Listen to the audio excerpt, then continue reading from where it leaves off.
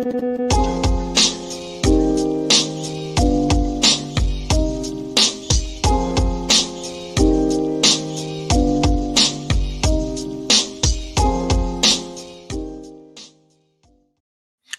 right, we are live, and there's been a little bit of a change to the programming today. We had a scheduling snafu, so the guest today will actually be Paul Bleau, or Paul Bleau. I think it's Paul Bleau. I think he says it as Bleau, but pretty similar on topics. It's going to be what, Mark, failed assassination attempts, JFK stuff? Yeah, and his book, Chokeholds, which he has a chapter in, and his recent appearance is the book that Paul's involved in with Jim DiEugenio. I've been meaning to get Paul on the show anyway. We had some technical problems with John. We'll try to get him back on another time, but Paul has agreed to come out of literally the bullpen and pitch moments ago and pitch the opening inning. He's not a reliever. He's an opener now, as they say in baseball parlance. You may have seen Paul and the Chokeholds episode. Wasn't he on when we had him with Jim DiEugenio? Yeah, we've had him on before. I wanted to have him on solo anyway, and we had too many technical issues with John. So Paul has amazingly agreed to come on at extreme short notice at the top of the hour. That being said, I just wanted to get back into some other stuff. Again, if you're watching this in the future, go to Locals. If you can't handle commercials, go to unstructured.locals.com. I'm talking to you, Bob. In the future, this is now, the show has been live, and we're talking to the future people on the earth. Coming back here, interesting developments from last week on the RFK assassination files, which I've been going through like a bandit. There are autopsy photos. Keep in mind, these autopsy photos have Thomas Noguchi actually in the background of the photos, which is kind of interesting. But you can actually see in the autopsy photos, and they're not gory. Jefferson Morley is demanding that Congressman Luna hide the photos of the autopsy from the American people. This is after years and years and years of us trying to get the JFK autopsy photos. Or RFK. No, JFK. Oh, well, that too. Yeah. Okay. No, not that too. I'm saying all of us have fought extremely hard battles to try to get the JFK autopsy photos. Now we've got the RFK autopsy photos, and for reasons that are inexplicable, Morley believes they should be hidden away and only viewed by people like him, which I found to be bizarre. They're not gory. They are autopsy photos. We've seen the autopsy shot of Oswald, and we've seen some shots of JFK, although they've been doctored. The RFK ones are in the files. And the importance is that you can see what we're talking about and what Thomas Noguchi is talking about, that we're not making this up. The autopsy photos for JFK, that would take an entire 2 episodes to explain the alterations involved in that. And many people have written books just about the alteration of those autopsy photos, including Boswell and Hume and other people who were all admirals involved, vice admirals and admirals up the chain of command. And nobody could figure out why they were doing this. They had to have been taking orders. And nobody connects this dot. It's amazing, Eric, because they talk about, and Siebert talks about it, the FBI agent talks about it, and how and Pierre Fink was there, who was a colonel, and how they were taking orders from Berkeley and 2 other admirals. And they were admirals, so they had to bark. When they barked, they had to jump. But nobody says who on earth was telling these admirals to do what they were doing. It seems bizarre that these admirals, who were medical admirals, they were in the Navy, and one was a Surgeon General of the Navy, another one was in charge of Bethesda. Nobody says, who is it, Eric, who could possibly order an admiral around on November 23rd, 1963, in your humble opinion, other than a president, the commander-in-chief of the armed goddamn forces? No one will even go there in any of these books except me and a handful of people. And it's just infuriating. But anyway, we're going to have Paul on. We're going to talk about various failed Oswald-like assassination attempts. And that will include Tampa, that will include Chicago, and we'll get into that with him. But I just wanted to address the crowd about Paul's background before we bring him on. He's coming out of Ottawa, I believe, tonight. We're going to discuss, and no need to cover everything, Chokehold's book. Paul holds an MBA from McGill University, Montreal, Canada, with over 25 years experience as a strategic planner on national accounts. Paul eventually took ownership of and presided over Bleau Marketing Communications. He co-founded Harmonia in 2006, which has grown to become a leading commemorative services provider in the Quebec market. Paul has also sat on many boards. He is now in his 18th year as a teacher at P.W. Sims Business Program at Champlain St. Lawrence College, at Champlain, St. Lawrence College. Presently a COPPA member, Eric. He has a long track record of research and writing about the JFK assassination, including the following. Co-author of JFK Assassination, Chokeholds, as Eric held up before. Has written numerous articles for Kennedy's and King, which we love, which is Jim DiEugenio's website. A regular guest on Black Op Radio, appeared in the documentary JFK Revisited, which I'm holding up here, Through the Looking Glass, Oliver Stone. Organized the Oliver Stone Comes to Quebec City event in 2022, Eric. The COPPA Conference 2022, presenter, Dallas, Texas. Lancer in 2023. Well, we met him in 2022. Yeah. That's our first time, but we did interview him there, and I believe we have that interview up on Locals as well, if people want to see that. So touche. And he'll in 2024, UK Dealey Plaza keynote speaker, Canterbury UK Conference 2023. Now, Eric may have some announcement, because I think we're going to be going to Dallas. A lot of our overseas people are, trying to book early, but we will be in Dallas. Yes, we are officially going to be at the JFK Lancer. I'm going to have it where I get a QR code. I don't have that at the moment, but in the description, there's links to where people can get that. It's very important that you use the coupon code and save 10%. It also gives us a credit that you got it. So it works for everybody. Yeah, we so need you that. make sure you use that promotion code that is there, which is Untold, shockingly. Untold 10, it gets 10% off. And the cool thing, yeah. Oh, really? Oh, wow. They get 10% off. It also notes that it comes from us. We want to take it over. 2 years ago, we went to this conference and we took it over. I think over. I think we dominated the earth there. That one. And we want to do it again. Between being there, and if you absolutely can't make it, they also have virtual tickets. So there's no reason you can't go. I'd really recommend doing both, because you can go meet everybody, get to interact in the hallways, discuss things, etc., have the dinners, and then later on you can also watch the virtual ticket in case you're telling somebody about the performance, or you want to be reminded about what happened, etc. You can kind of get a repeat of that. There's so many different presentations going on in addition to ours. Paul, I believe, will also be there. He was there last time. I have a feeling he'll be there. We'll have to confirm with him. Okay. So it's interesting. Just to be more specific, the 22nd is on a Friday. We're going to go Saturday night and headline after the dinner, just to give you the actual specific physics of what we negotiated. So this is going to include the legendary Robert Groden, and what we're going to attempt to do, which has never been done before. The topic of the discussion is going to be political assassinations in Hollywood cinema. And what I've gathered, and Robert knows this because we've discussed this, Robert and I, we've gathered all the films that have political assassinations in them. And we're going to show snippets of each film during the course of this. And it's great because we can't really show them on YouTube. We can't. We would be claimed immediately. The video would be taken down. Right. That's why I came up with this idea. And we're going to show snippets of each assassination in every film. And I've got odd films. I've got ones you've heard of, ones you haven't heard of. Robert knows them. I know them.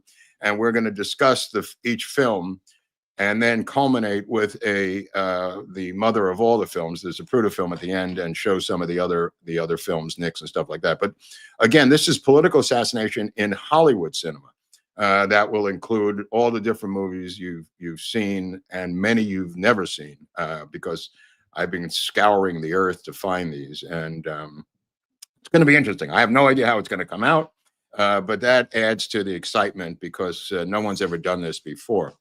And especially with the legendary Robert Groden, who is a film expert, a physical film expert, and also the guy who has shepherded the Zapruder film through dark times and light times in terms of the veracity of the film. So, but hopefully it'll be the panel discussion with Robert also. And yeah, right, Eric, we had a lot of people there. It was great to meet everyone. And you know, it's some of the crowd overlaps from the meetup, but a lot of different people who just are interested in JFK usually come to these Lancer events, you know. Oh, it's full on JFK. I mean, this is if you like JFK, that's like JFK heaven. Well, there's also other souvenirs too. I mean, but anyway, so the 22nd, like I said, we'll probably get in on Friday to do the show from there. Probably coming on Thursday or Friday, but the show itself that we're doing is Saturday night, right after dinner, whatever time slot that is, which is the main event of the evening. So apparently she knows to do that, so that's cool. Yeah, no, it's literally I just got the info today. Oh, weird. So okay, that's weird. This is the first you've been able to put it's it. It's going to sell out, people. I know it's a number of months away, but the reality of it is these things sell out, and if you're coming from overseas, this is the green light. Whoop whoop whoop! That you need to actually book a hotel, book a flight, and buy tickets. Have something tangential in your hand to do that. Yeah, we don't have the hotel yet. I think it's going to be the downtown Marriott, but I don't know for sure. Where the event is, you mean?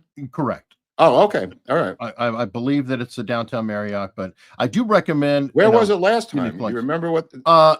Last time it was at this wild hotel. It was that crazy Art Deco. It wasn't Art Deco. It was more like an Andy Warhol hotel.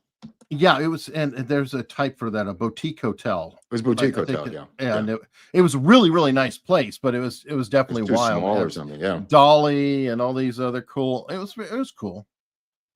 But it looks like we got Viva Fry rating the Rumble stream. He's coming in here now. Is his show no, his over? Audience is. Oh, yeah, welcome to the Viva Fry audience of America and Canada. Our guest today is a former neighbor of Viva Fry out of Montreal.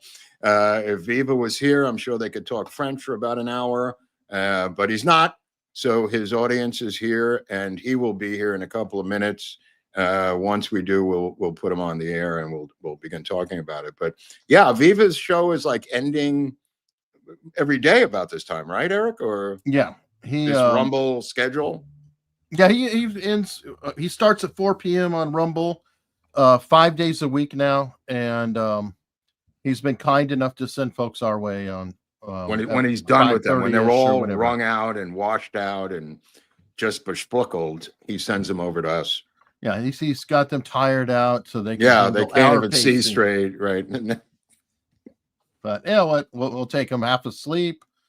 Otherwise, some of them probably fell asleep during his show and they're just continuing to watch. But like getting back to not the RFK, the JFK files and the JFK panel.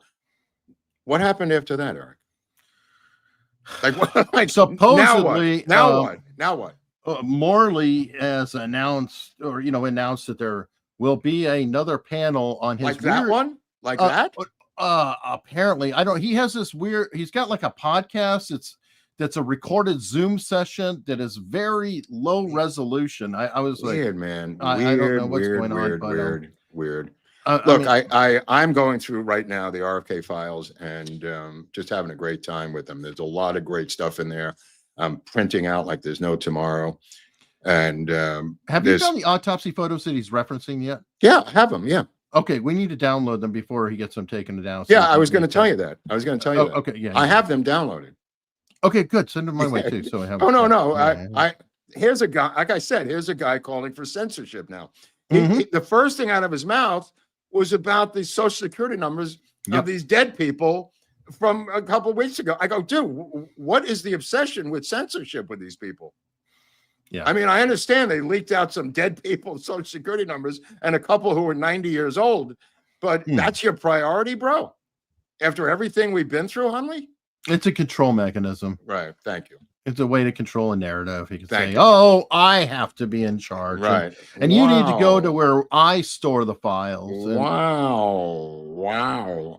It's yeah, hard to do that. I mean, I have an anti-grifting bone in my body where I just get really uptight if it seems like you're doing anything than what you said you're doing. But there's some people out there who have the opposite bone in their body, who just have no shame in putting up clickbait titles. And right, Eric? I mean, dude. I mean, remember, you've been doing this longer than me, bro. So. well, no, I'm a victim of it too. You Yeah. remember the whole Rust incident, right? Yeah. I had all the police footage, all of it, and I just didn't feel right just throwing it out there, Yeah. willy-nilly. And it was like other channels were suddenly popping up, putting out all kinds of footage, whatever else. I don't know, whatever. It's very interesting, the different approaches that people have. Well, you know, the files are, like I said, with the JFK files, it's going to take a long time. And the people who do this stuff, all the times I've seen their appearances, have all basically said the same thing, because they show up on TV and they just go, "Okay, what'd you find?" And the honest ones say it's going to take months, bro, because we have to go through it. And the news media that's looking for a soundbite doesn't want to hear that. They want to know what you found, you know. And again, I said it from the get-go, it's going to take months. The RFK ones are great for me because I'm one of the only people who know what the fuck they mean.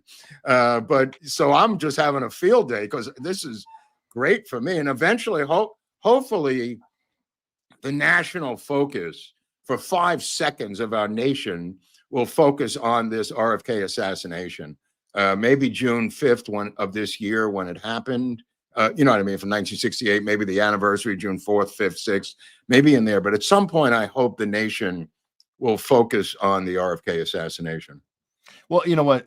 That is good news for folks like James Files and JVB, Mark, that they can't get through all the files already because Files is out there spouting off already. It's all a lie. It's a lie. I could tell you what happened. It's a lie. It's a lie. But we haven't gotten through all the files yet. It's funny how, you know, the people who are still alive claiming they killed him are still writing books and making documentaries, and nobody arrests them. You know, just maybe they looked into them as the FBI did and said they were cranks.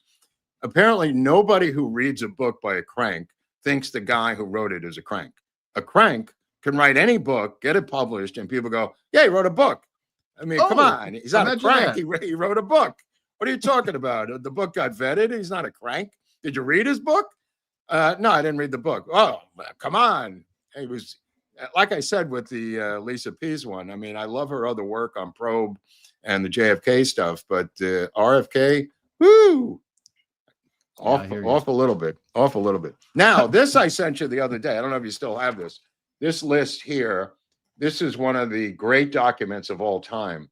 And in this list are the other defectors in the fake defector program, 1959 to 1960. For people who think I'm making this up, here's every name that defected along with Lee Harvey Oswald. They didn't go together as a group on a bus, but nevertheless, Oswald is number 8 on the list, and he's listed as a tourist, which is basically true. But there's 6 and 7, William Martin and Vernon Mitchell, both NSA employees. I'm sure they didn't wake up one day and say, "I hate the United States' guts. I'm defecting to the Soviet Union." Number 4 is Ernie Fletcher, of course, in U.S. Army, defected to East Germany, June 1959. The Sergeant Joseph Kankowitz, U.S. Army, defected to East Germany, 1960. David Dubois, living in Peeping since May 1960. Morris and Molly Block, living in the USSR, possibly Communist China, they defected in 1959. Like I said, Mitchell and Mitchell, maybe brothers. Oswald was a tourist. There was Riccardelli, who was a tourist. When I say tourist, I mean Oswald wasn't a tourist, he was military. But Vladimir Sloboda, U.S. Army, defected to East Germany in the spring of 1960. Robert Edward Webster, who we've covered on the show. and Bruce Frederick Davis, U.S. Army, defected to East Germany forces, August 19th, 1960. Now, all of a sudden, 59 and 60, 12 Americans with military backgrounds defect to the USSR, and we're supposed to think this is not an organized program. But there's not much out there on it. There really isn't, except for a handful of documents talking about it. And I've always professed, and others have agreed, that Oswald was part of this fake defector program. I believe that they were trained in Nags Head, North Carolina, or at Camp Peary. There's the list right in there, right? Yeah, I've got some Webster, of the file Oswald. numbers on Webster. Yeah. Yeah. Well, we did an episode on Webster if people want to check that out. And we definitely talked about the program. A lot of what we're talking about today, we've actually done episodes on. So if you like what you hear and really want to dig in, we've covered Thomas Arthur Vallee with Abraham Bolden episode, I believe. Yeah. And I don't know if he was on his own. We did a Joseph Milteer episode. Yeah. As well. So there's some good stuff here that kind of we'll cover, and then you can go deeper. I know this is crazy, but you may want to subscribe to the channel so you can get notifications. I don't know. Call me nuts, but that's what other people say on their shows. They say subscribe. I see all these people bending over backwards saying, please subscribe to the channel. So there must be something to it. Nobody seems to take my word for it, so they don't subscribe. But I believe in the perfect world, you could get a notification from YouTube. Barnes yesterday said YouTube's going to be spun off from Google. He was emphatic about it, Eric. With the monopoly ruling, he believes that it may take 1 to 3 years, but that YouTube is going to be, based on the ruling, spun off from Google. So that may free us. It's already a sub company. Well, I mean, it wouldn't be that hard because Alphabet is over Google and YouTube. It's a subsidiary, so it just split and they make more money. I have no idea, but anyway, Barnes went into a whole long thing about it on Sunday about the ruling, which hasn't come down yet. They lost the case, but the ruling hasn't come down. So more about that. But this document, as I said, this is one of my favorites. The list of defectors, and you know what's funny? What's his name? The guy from Atlanta who follows us, the airline pilot, lawyer. Phil Holloway. Holloway sent me that thing you were talking about of some guy selling merch in Dealey Plaza. I forget the guy's name. It's just some random dude. Oh, has that been Dealey? Okay, I didn't know where it was. No, he was in Dealey Plaza. That Phil sent me a photo of the guy, and he was selling the intellectual idea of the Rowley memo that they had trained Oswald. It was a Rowley, the debunked Rowley John McCone memo. And I said, Phil, that's a fraudulent document. Oliver's favorite. Yeah, don't bring it up to Oliver. He loses his mind. Maybe Paul knows about it. But the Rowley McCone memo has been debunked over 20 years ago. Anyway, this guy was professing that that was a real document and selling it apparently in Dealey Plaza when Phil Holloway came upon him, and he was texting both me and Eric yesterday saying, is this guy for real? I said, I've never heard of him. And he said, he could be a fake. I go, really? A phony guy? How odd is that? I mean, there's so many people when you go to Dealey Plaza, Eric, you saw it. They're just wandering around with books and albums. They're showing you photos. They're selling photos. I mean, not that there's anything wrong with that. I mean, Robert Groden, to his credit, sat there every day for 20 years, explaining the assassination to people who were interested. So there are real ones and there are fake ones. And then there's James Files, who may greet you at the grassy knoll or at the picket fence if you get a chance. And if you go visit the grave of Lee Harvey Oswald, well, you might find Judith Very Baker hanging out there to greet you and say hi. Isn't that weird that she would go to his grave? I mean, at some point, are they that committed to the project that there's no emotion involved? It's her job. It's a job. It's a Ruth Payne, Judith Very Baker, James Files. This is an all-star team of people working this end of the spectrum, in terms of making believe they have a connection to the assassination and selling books and merch with various stories. And yeah, to her credit, Ruth Payne has family money and doesn't do that. She's just right. She doesn't need the money. So right, she's not a book person. But if you go to her house, as Max Good did, you see that her walls are lined with every fucking book on the assassination. I like to keep up with it, Max. That's why I have all the books. I think she says something to that effect, you know, because I think he pointed it out that she's got quite a collection. I like to keep up with the entire genre, Max, you know. Of course, she's looking and making sure that nobody pulls a fast one. In fact, interestingly enough, we're going to do David Atlee Phillips next week, a deep dive on David Atlee Phillips on Tuesday. And one of the reasons that Oliver did not want to use Ruth Paine's name was the litigiousness and success of David Atlee Phillips in suing people for claiming he was Maurice Bishop and other things in books and articles. He was super aggressive and victorious in these lawsuits because once he got them into court, they could not show a chain of custody of their documents back to him. You know what I mean? They didn't have, other than innuendo and rumor, that such and such was true. And a lot of that may have driven a stake into other people. All right. Well, by the way, our guest is here. Oh, let's bring him out then. That's great. Let's Shut up. I could shut up already and bring. Sorry, Paul. Hey guys, that How's it was going, interesting. bro? I could have just listened. Well, we'll drag you into it because I just was reading about. We're doing a show on David Atlee Phillips next week, like a real deep dive. So I'm getting into a lot of his work and reading about the lawsuits, some of them that he pulled off very successfully, especially about the Letelier bombing in Washington, D.C. By the Chileans, claiming that he was their handler. He won that lawsuit, and that was against Mark Lane's former screenwriting partner, who wrote Executive Action with Mark Lane. So they had to settle that one.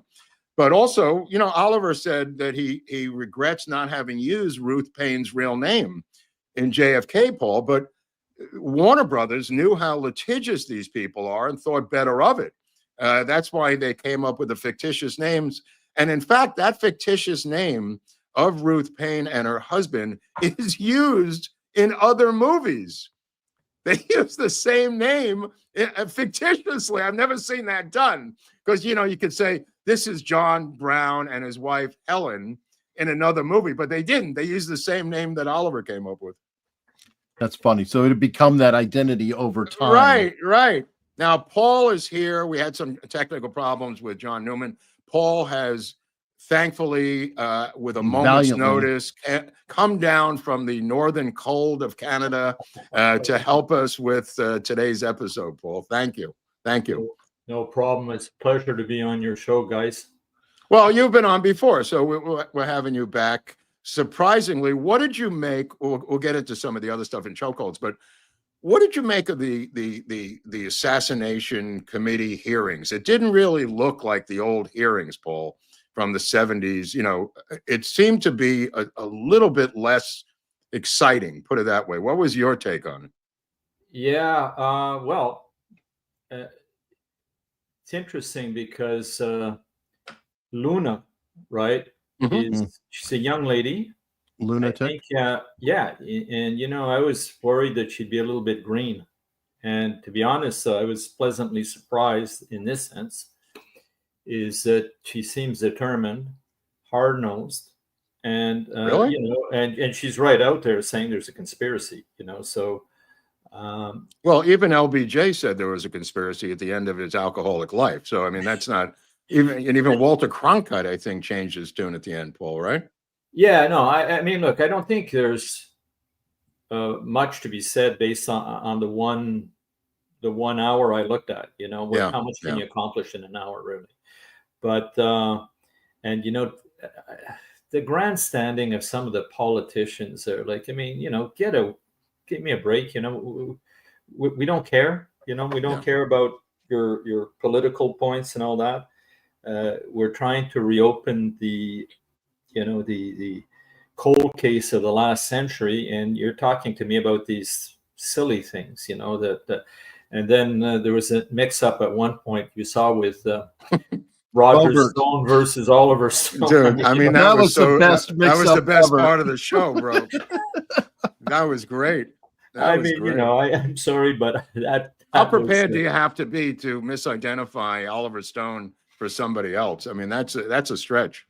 Oh no, I mean, but look, no, but I mean, you saw some of the House Assassinations Committee hearings. Yeah. You saw the Church Committee hearings. Yeah. I mean, those seem to have a gravitas, Paul. They had a meat. I mean, there was the head of the CIA who was there. Well, that's the difference. Is they could pull in some of the persons of interest, right?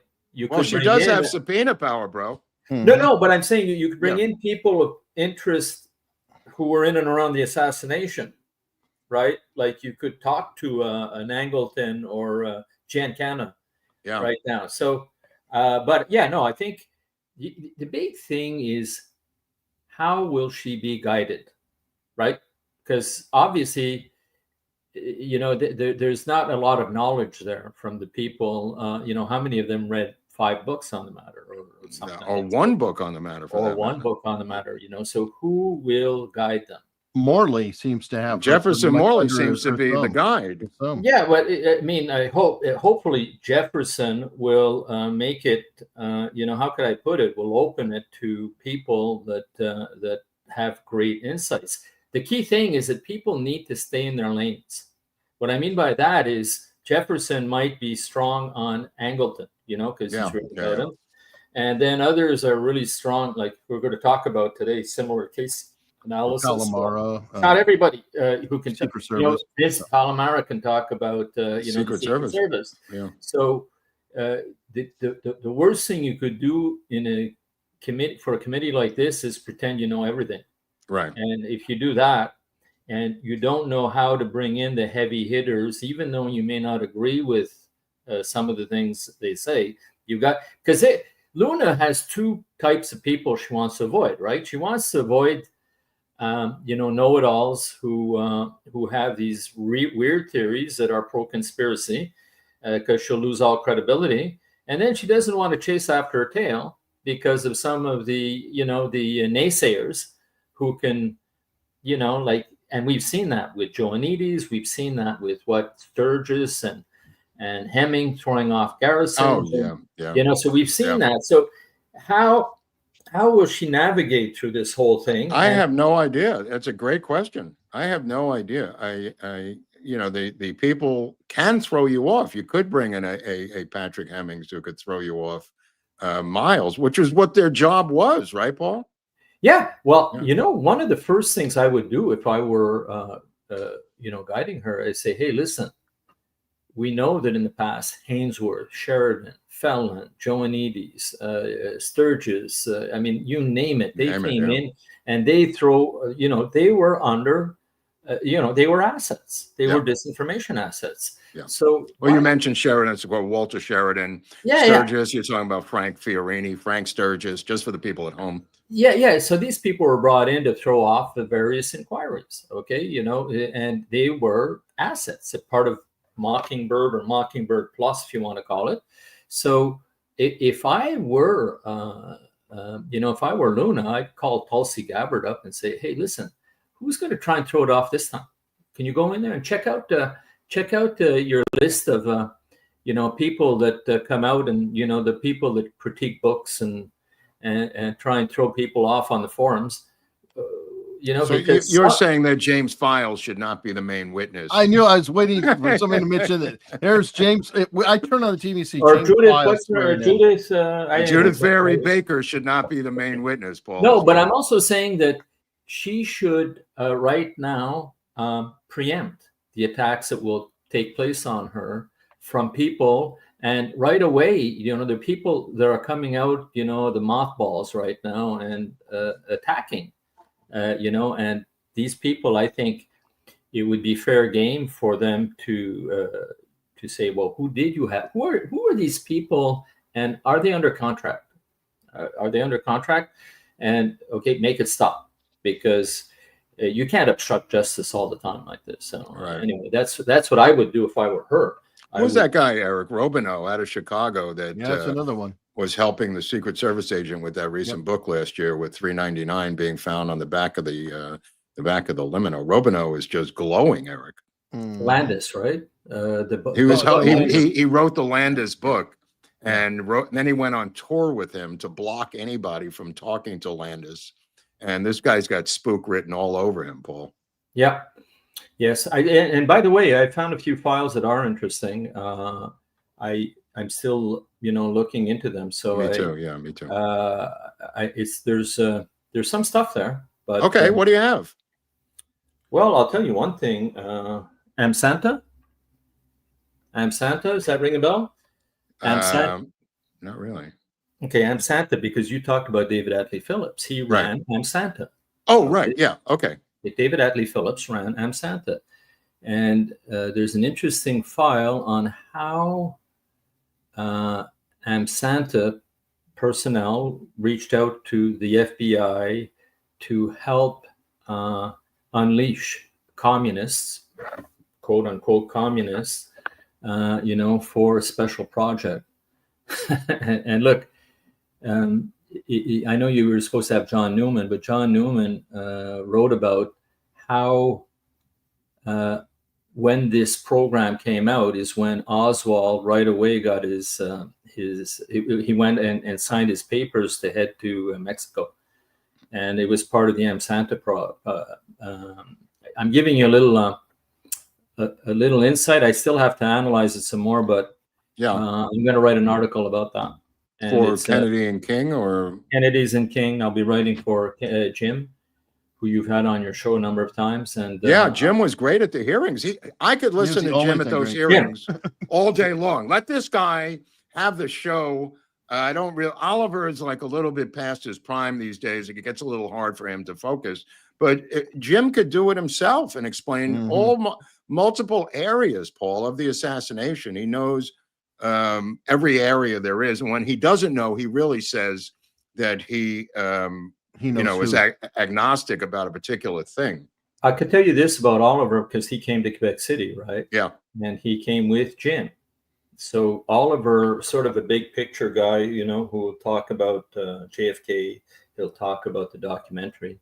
But when it gets into the details, he wants Jim there. Yeah, you have to have him there. He can't really get into that. There's no way he'll do an interview of that nature without having Jim compliment him. I'd rather have Jim working with Luna than Morley, personally. Yeah, I'd rather have Jim doing everything, to be frank. I mean, Oliver does give it the gravitas and the publicity, but Jim is, the thing with Jim is people who've seen what he did with Probe magazine, his documentaries, his books. Yeah, is he not only is he probably the most knowledgeable guy in the world when it comes to JFK. Absolutely, generalist. Like I won't say that Jim specialized as much in the Miami scene as in New Orleans, but he knows about everything, and he knows New Orleans inside out. But the thing with Jim is he's probably got the biggest network of researchers writing for him, so he knows. He doesn't just accept any articles on Kennedy's and King. He edits them. Like when I write something for him, boy, does he. I feel as if I have Oliver Stone looking over my. Well, I've had that. I know what that feels like, to have Oliver Stone looking over my. Oh, yeah, that's right. Having written for him before. So I know that feeling. And I assume Jim does the same thing as an editor for the articles on the website. Yes, and he did it for our book, the JFK Assassination Chokeholds. Though we split up the chapters, I said, Jim, your reputation's on the line for my. Yeah, thank you. Did very well, guys, and we're going to talk about a night. Oh, good, you both have it. Oh, of course. You did well. Hey, you know what? It's going to be in French in about 2 weeks. Okay, we'll get Viva to read it out loud on his show. How about Audible? Is it in audio? Yep. No, it's going to be print and digital in French. There is audio in English now. Okay. Oh, very good. Very good. Yes. Well, let's pick a city and talk about a city. I wanted to talk about Tampa. I wanted to talk about New Orleans. I wanted to talk about Mexico City a little bit. But let me just start off with Beverly Hills, because nobody talks about Beverly Hills. 1962, the premiere of PT 109, there was a plot to kill Kennedy in Beverly Hills at that movie theater, Paul. And I nobody knows about this. I think, Mark, to be precise, I think it was in June 63. Okay. June 63. Okay. Wait, you're talking about the movie premiere of PT 109? Well, that's what I okay. That's what I have. Yes, that's where there was supposed to be an assassination, where JFK PT 109, right, is about JFK's wartime heroics. Okay. And during the the showing of PT 109, he would have been assassinated in the movie theater. So and, you are aware of this plot. It is a real thing, because there's been urban myth about it for years. There may be an urban myth about it. Let me explain what I mean by that. Okay. The guy who wrote about this extensively was Dick Russell, right? Dick Russell is the guy who had the closest relationship with Richard Case Nagel. Right. Richard Case Nagel, if you look at it, he's sort of a hard guy to figure out, right? He was very hard. Wartime hero. He had, I think, a plane crash where he sustained some brain damage. When he was I think he was in Korea that he fought, and he did join intelligence. That's known. And I think that after his brain injuries, he became, excuse me, but a disposable guy. One of these, sorry to say it, useful idiots, right? That you could set up for certain things. And the thing with Richard Case Nagel is he has links with Richard Case with this guy in LA called Von Marlowe. And Von Marlowe was in charge of a chapter of the Fair Play for Cuba Committee. Right. Okay, right? Mm-hmm. And he claimed, so Dick Russell interviewed both Nagel and Von Marlowe. We're going to have Dick Russell on in a couple of weeks, so that's good that you mentioned. Yeah, oh yeah, look, it's really interesting. And so Dick, he met him quite a few times. And he met Richard Case Nagel. And you can say what you want about him, but here's a guy, who faked a bank robbery. He shot, put some shots in a bank to get himself arrested, so that he wouldn't be involved or wouldn't be he'd be in jail when the assassination took place. Now, I think he was suspecting more of an assassination in the Washington area, is what he suspected. But nevertheless, he revealed to Dick Russell another plot about Von Marlowe, who Von Marlowe would have been the patsy, and he was known to be a good shot. This is in Beverly Hills we're talking about. Beverly Hills. Yeah. And Dick Russell said he was scouting him. He was being scouted by 2 Alpha 56 members. Alpha 66? Yeah. 2 Alpha 66. As a side note, do you think that Phillips was running Alpha 66, by the way? Yes. I agree. Go on. Let's continue. And I think he was involved in the DRE. Right. Okay. The DRE, and I think he started Alpha 66. Look, he probably met Veciana when in Cuba, right? Right. And Veciana was the leader of Alpha 66. Right. So, do the math on that. And if you read Gaetan Fonzi's book about how he put David Atlee Phillips face to face with Veciana, and Veciana eventually confirmed. He said, "Yeah, that's my handler." Right. So, that was an awkward encounter. Oh yeah, apparently he was smoking 2 cigarettes at a time. So. Yeah, he had 2 or 3 going at the same time. Oh yeah. No, there's a whole story behind that. But so that now, the thing is what Nagel says is people say, oh, he was crazy, this and that. But look, he was linked to the Fair Play for Cuba Committee. He had flyers. Okay, so keep that in mind. Okay, your audience has to keep this in mind when we're going to discuss these stories about prior plots, because that's what got me really interested. Because I've written a number of articles on prior plots and similar case analysis, and the thing that stands out in many of these similar cases is the potential patsy is linked to the Fair Play for Cuba Committee. Von Marlowe, Richard Case Nagel, Oswald, I'll tell you, there are others there. Even Harry Dean, I'll tell you, I know he's another guy there who's very, put it this way, he's contested. Harry Dean arrested in Dallas? No, Harry Dean was, well, let me finish with Von Marlow and I'll get to Harry Dean. Okay, he was part of a Fair Play for Cuba Committee chapter in Detroit. He went down to LA. He got mixed up with the Swabecs in LA, who were also part of the Fair Play for Cuba Committee, and he was convinced that he was being set up. And I found a really interesting file in the Latin American Division files that mentions, oh, you know what? Yeah, we saw Harry Dean with a Cuban agent called Vega, and we think he may have been taking bribes. Okay, so this thing there of setting people up and linking them with the Fair Play for Cuba Committee before the assassination. Was Fair Play for Cuba a recruiting tool? I'm just curious. Was it going out there to find patsies, or?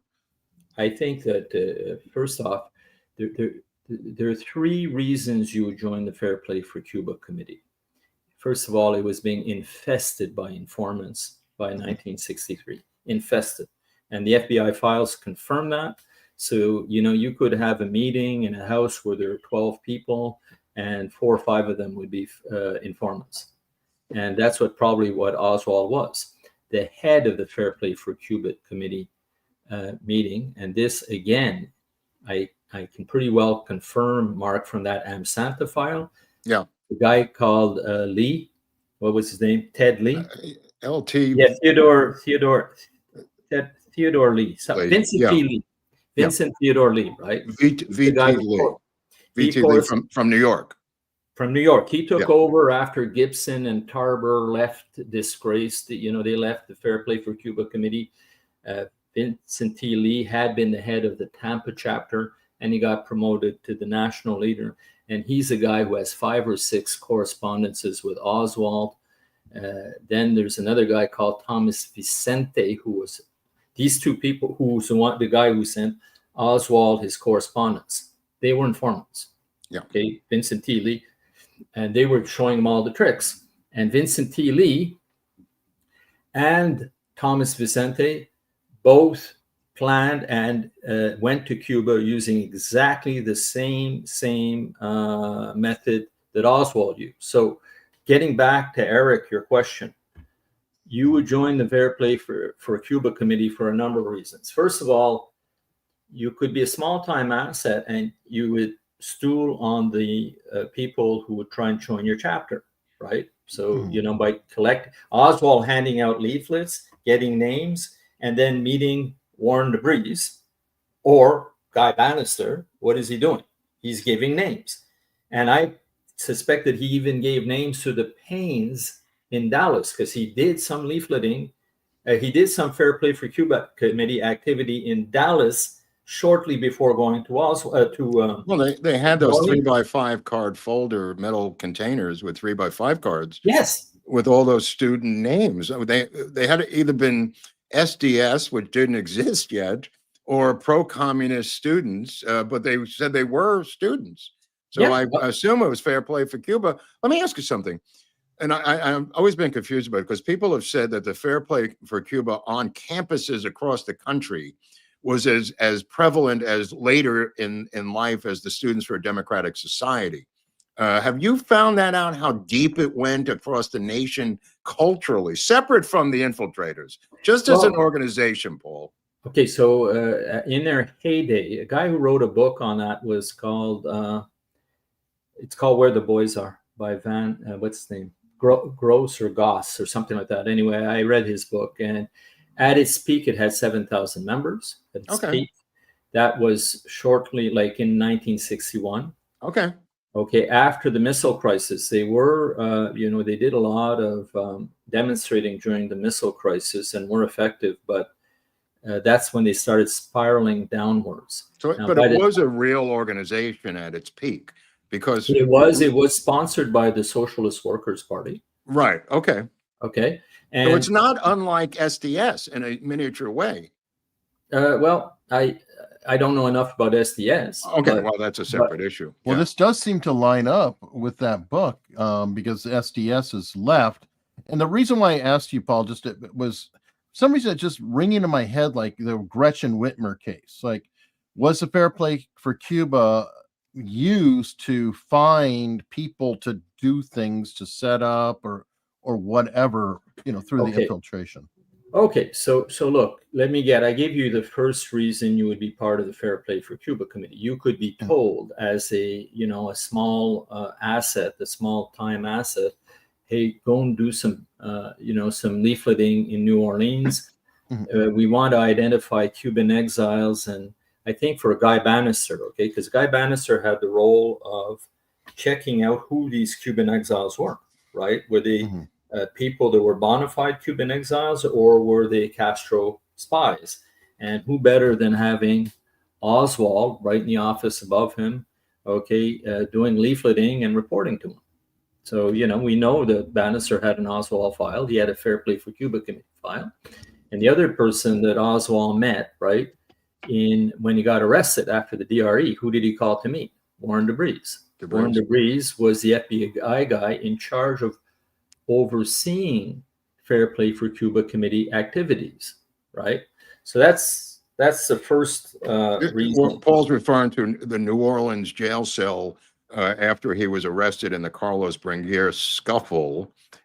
He spends 2 hours with the FBI agent, from what I understand. Yeah, a guy called Quigley shows up, and between an hour and a half and 3 hours. You're right, Mark. Right, it's an insane amount of time, Paul. Especially for an introverted guy. What's that? Right, no, obviously, right. That's insane by itself. But for an introverted guy like Oswald to spend that amount of time with an FBI agent is bizarre. And Jeremy Gunn pointed that out. He says, "What the hell went on there?" He says, "I can't explain." Jeremy Gunn of the ARB. He says, Assassinations Record Review Board. Yeah, also, he says, I can't even begin. Yeah, I can't even begin to understand what they talked about. And also, I recently came upon a Fair Play for Cuba connection between David Atlee Phillips, the organization, and James McCord, later of Watergate fame. Have you found this? Am I crazy, or did I? This is no. McCord and Phillips were two of the lead people on the AmSanta project. Right. The AmSanta project, again, AmSanta is a pseudonym, right, or a cryptonym. Sorry. Cryptonym. For Cuban affairs. Anything that dealing with Cuban agents or Cuban activities starts with the letters AM. So AmSanta, AmLash, AmSanta, AmCord, you name it, AmClutter. I mean, they're about. If you go on Mary Farrell, you'll see a list of maybe 90 or 100 cryptonyms starting with AM, and it deals with projects. And one of the big projects was AmSanta. Now, you see what happened is Oswald was likely an informant for the FBI within the United States, but they wanted to start disrupting the FPCC worldwide. Okay, and there's the idea was that part of Oswald heading to Mexico City and being right in, under David Atlee Phillips' view, right there, was that he would have been used eventually to disrupt Fair Play for Cuba committee activities outside of the U.S. You're talking about in Mexico City, or where else was it, Paul? Well, definitely Mexico City, but AmSanta had, offices around the world in many places. I can't tell you where. Okay. Right away, that they say, hey. Well, let me ask you, why do you believe in your heart of hearts? Because Jim is agnostic about this, and I've tried to pull it out of him to no avail. Why do you believe that Oswald was in Mexico City? Oh, I think that he went there, okay, because now, why in his head is one thing, right? Why in his head is one thing, but why I think David Atlee Phillips had a lot to do with this. I think it was to fatten him up as a pro-Castro. No, but I'm saying, why do you think that he was there? Because the Lopez report, and when you get into why do you believe he was there physically? I mean, you've got phony photographs. You've got imposters on the phone. You've got J. Edgar Hoover telling LBJ the next day, there's something going on in Mexico City where they're faking this appearance of Oswald in Mexico City. But yet people, I don't know where you stand on it, but I mean, people like Morley have written entire books that he was down there monkeying around for over a week.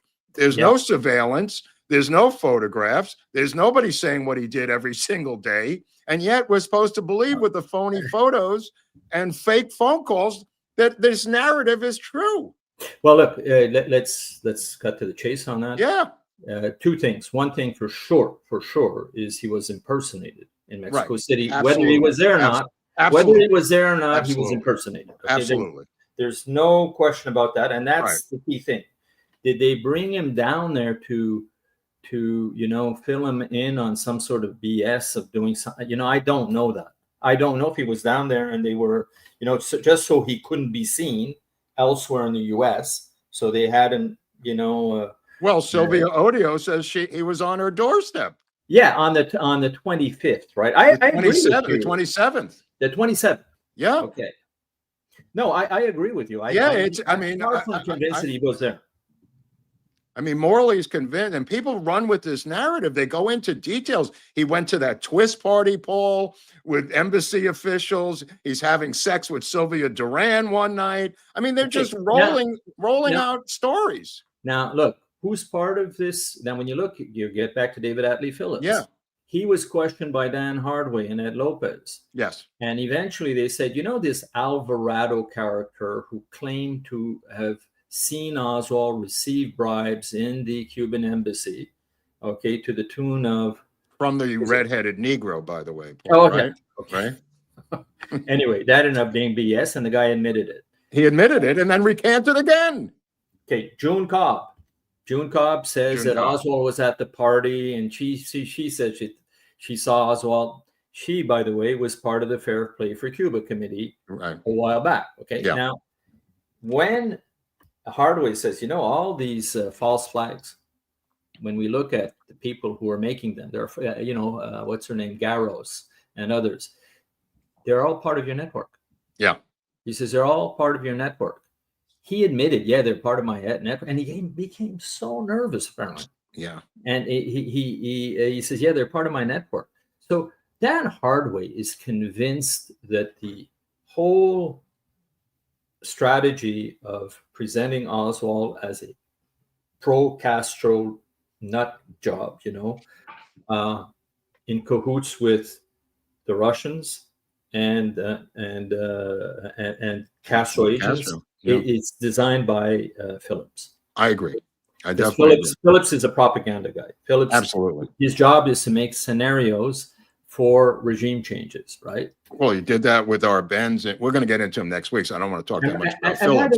By the way, who did Nagel likely answer to? Phillips. Yeah. Likely. Okay. I don't have... What do you think Wynne Scott did down there? Was Wynne Scott just a dignitary? I mean, he seems to be a guy writing novels. I mean, Morley wrote a book about him, Our Man in Mexico. Well, he dies early. He's kind of an enigma, Paul. He's kind of weird. I didn't read that book, but he's head of the office, right? He's head of the station in Mexico City. He had things in his safe, right? That Angleton had to. That's right. Out.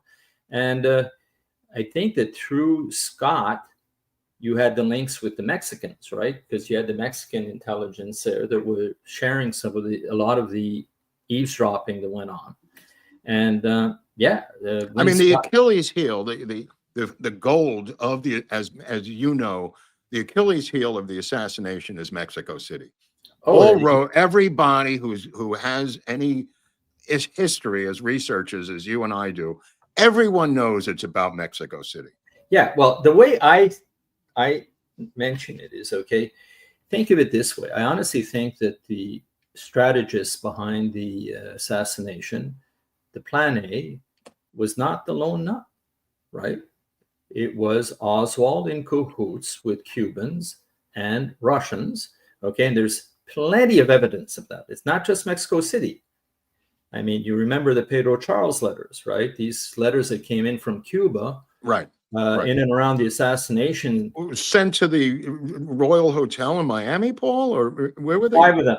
5 letters, 3 before and 2 after? One likely before, and others, one postmarked, I think, on the 23rd.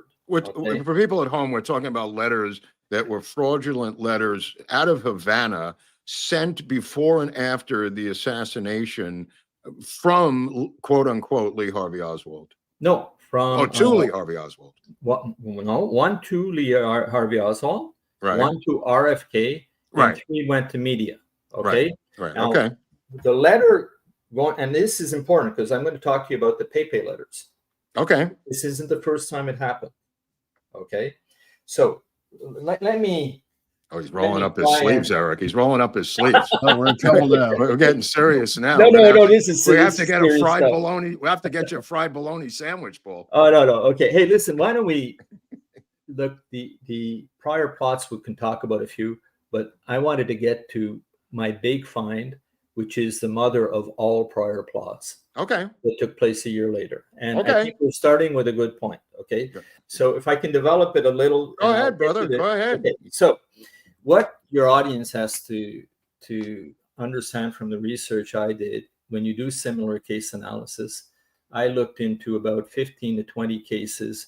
Some are dead ringers to what eventually happened in Dallas. Some are things that were more on paper but never materialized, and others were about people that looked strangely like Oswald and that were, who became informants by joining the Fair Play for Cuba Committee. And when you look at the analysis, that I did, is that by 1963, when Oswald started his chapter in New Orleans, the worst place on the planet to do one, because there was absolutely no appetite for Castro in New Orleans. We know how New Orleans was dependent on trade with Latin America and all, how they had gone through the missile crisis. They didn't like Castro. There was no time to hand out pro-Castro leaflets in New Orleans. And by then, Mark, I told you that is at its peak, the Fair Play for Cuba Committee had 7,000 members. By 1963, it had dwindled to about 1,500. That's not a lot. Okay. Right. And so I just want to ask you something. Did Bannister send Oswald into Tulane to rout out any college kids who were pro-Castro college leftist kind of kids? I believe so. Yeah, me too. I can't say for sure, but I believe so. Yeah, me too. Yeah. Okay. And he knew that he was leafleting outside his door. And, he even told people, don't worry, he's one of us. He said that to at least one person, and Earlene Roberts, his secretary. Look, it's a slam dunk that there's a relationship there between Ferry, Bannister, Oswald, Carlos Quiroga, what's his name, Sergio Arcacha Smith. Okay, the very people, that occupied the offices that Oswald used at Camp Street was the Cuban Revolutionary Council. Okay, they had been there, and it was a place where they would raise funds. Is this the DRE, Paul? No, the Cuban Revolutionary Council. A separate organization. The CRC was the parachute umbrella. Umbrella organization for all of them. In a sense, it was the most powerful one because they were the ones who discerned. Very involved on which group got what money, but. Sergio Arcacha Smith was a crooked guy. He took a lot of the money, like a number of these people did, and swindled it. Nevertheless, what you find is that Oswald, when he joined, was exactly when it was most infested with informants, and he was an informant. That's the reason he was near Bannister. That's the reason why he met with the FBI after his fight. He clearly, was someone who had ties with intelligence, the FBI. Okay, the FBI worked hand in hand with the CIA, and the FBI knew about M. Santa and cooperated with them. So that explains sort of the Oswald, Debris to Oswald, David Atlee, Phillips switch, if I could put it that way. Right, okay? right. Now, here's the thing. James McCord was a wire guy. James McCord was a wire guy, and he was involved with M. Santa. And when you do have John Newman on, he has so much information about McCord and Phillips. Right on. It's Right on. incredible. Right on. Okay, and I don't want to blow what he told me about Yeah. McCord, but very suspicious character. James McCord. Yeah. Oh, yeah, definitely. We did an episode on him already. People could look at that episode. We've done some of the Watergate burglars and the links to the CIA and that storyline. Okay, so let's get to the Achilles heels. Oswald goes to Mexico City. Fake Oswald, let's call it that way. There's an imposter. The imposter meets with Kostakov in the Russian embassy. He's said to be the head of Department 13th, which is wet affairs, assassinations. And by the way, that's probably not even true. I've heard that's not even true. Yeah, no, he's probably a KGB agent, right? But he's not in charge of assassinations. How many assassinations can you have? I mean, that's a full-time job. I mean, come on. No, but I mean, I think the idea is if we say he's in charge of assassinations, right? Then we'll say, well, we have the link to the guy who organized Kennedy's assassination. Exactly, right? Of course. Okay, so that's the whole storyline being made up by people of the ilk of Phillips, right? Yeah. And they say, oh, yeah, we recorded him and, we have pictures. But no, they don't have pictures and they have a recording of someone else. Now, the problem here is by going in that direction, okay, there's just too much toothpaste that made it out of the tube, okay? Mm-hmm. And they couldn't put it back in. So when LBJ says, we want to go the lone nut route, well, then you had to explain things like Mexico City.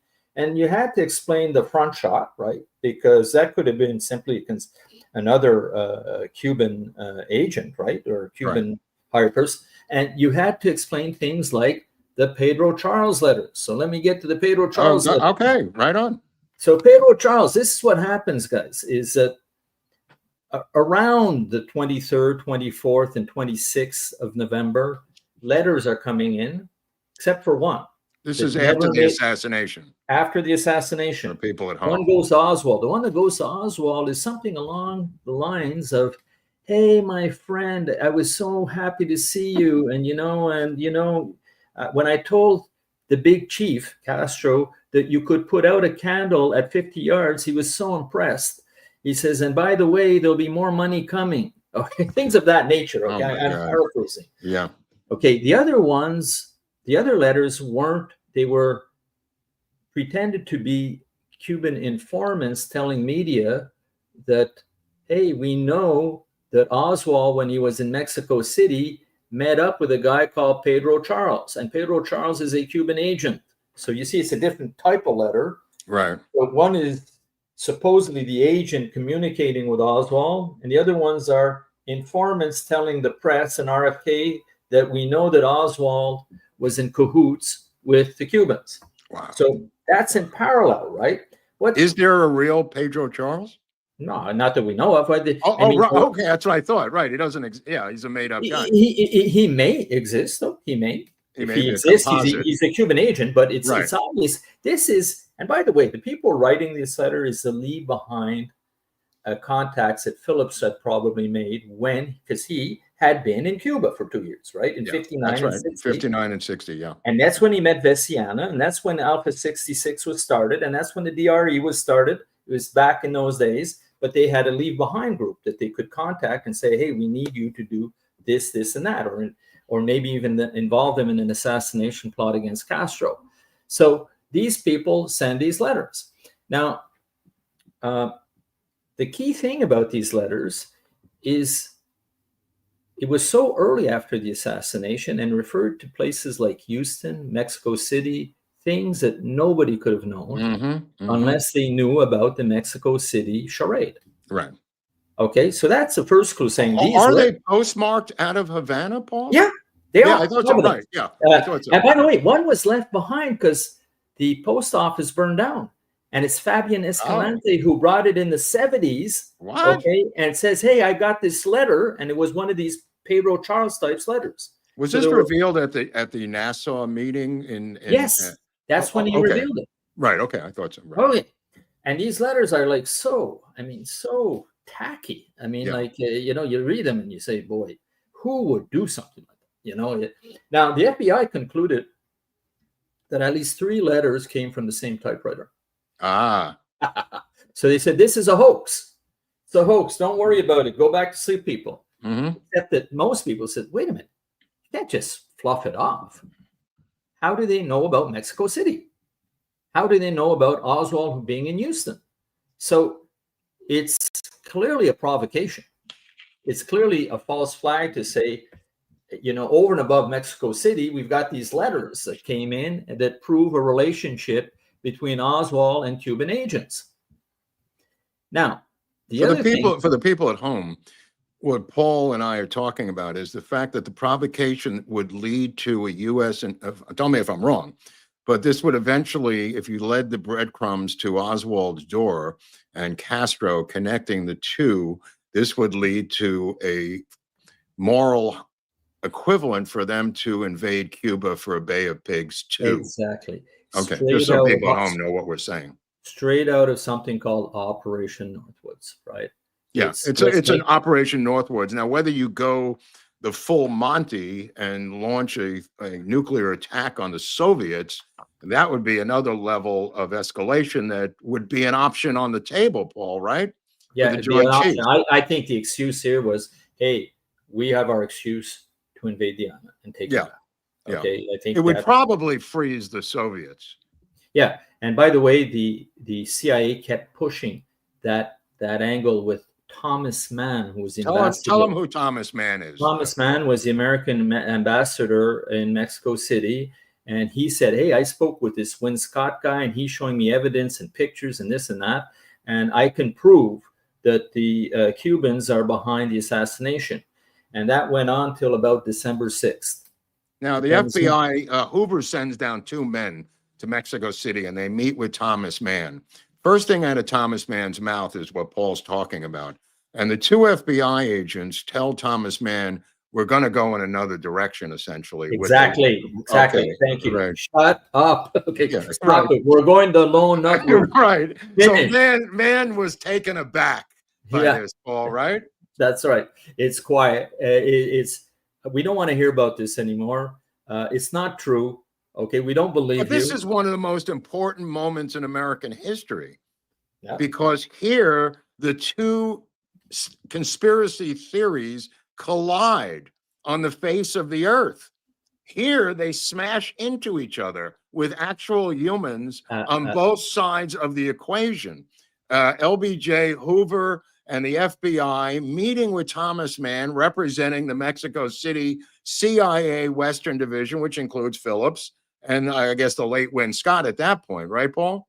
Yeah, well, big screwed small. Okay, they went in and they said, finished. Okay, and Hoover was LBJ's pit bull. Yeah, and he says, make it work. We're going the lone nut route.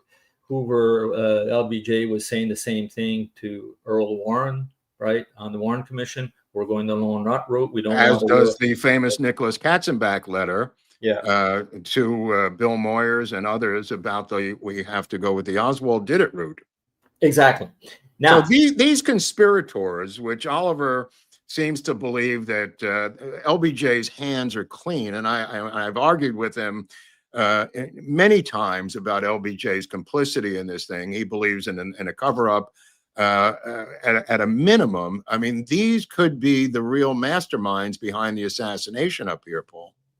Well, look, I always said there are 3 levels to the assassination, right? There's the ground level, who are the shooters, who have the walkie-talkies and things like that. And, there's some interesting persons of interest there. Yeah. I think interesting persons of interest. Okay. Well, anyway, you know what I mean. So if you go to the second it could level, be Walker and Alpha 66 in there. Well, if you go to the second level, okay, the second level are, how do we organize the hit? Who do we get as the hitman? Where are we going to do it? There's probably an assassination angle and a propaganda angle, right? Yeah. So the propaganda, what's our storyline? And to me, that sounds like people like William Harvey, David Atlee Phillips, David Morales, regime change specialists. They are regime change specialists. That's a regime change specialists. They've done it before. Yeah. Okay, and they know how to do it, and they know what ZR rifle is all about. ZR rifle is the William Harvey executive action program that he wrote up. It existed before that, but it says exactly what happened. You know, like it spells out what eventually happened is, okay, let's first of all make sure this is all on a need to know basis. Let's make sure we cover our tracks with the paper trails, the 201 files. We're going to have to doctor them. Let's make sure this is blamed on the Russians or on the Czechs, they said in the paper. And then they said, let's, you know, things like we have to find surrogate. So that's ZR rifle in William Harvey's handwritten notes that they found after he died. Mm-hmm. So when you look at what the plan was, it has a ZR rifle Operation Northwoods feel to it. And the people who could write something up like that are people of the ilk of Ed Lansdale. And more likely, I would think David Atlee Phillips in this neck of the woods. But I mean, we were talking about this before you came on about the autopsy, you know, how quickly these admirals at Bethesda, and they were admirals, Paul, were ordering around Boswell and Hume on what to do physically. Yes. There is only one man who has command authority over these admirals at this time in American history, and that's LBJ. I can't believe that these admirals woke up that day and said, I am going to tell Boswell and Hume how to run this autopsy based on my own whims.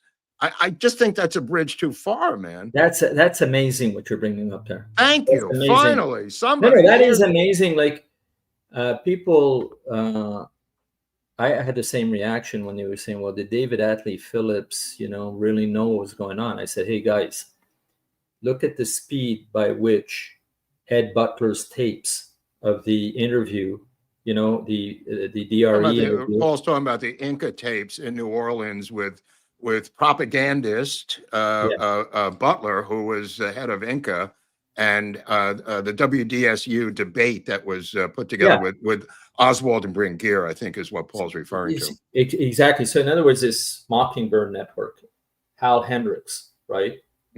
Out of Miami, is right away writing stories. And Hal Hendricks, a reporter for the Miami newspaper. And they called him Spook because he had a very close relationship with JM Wave.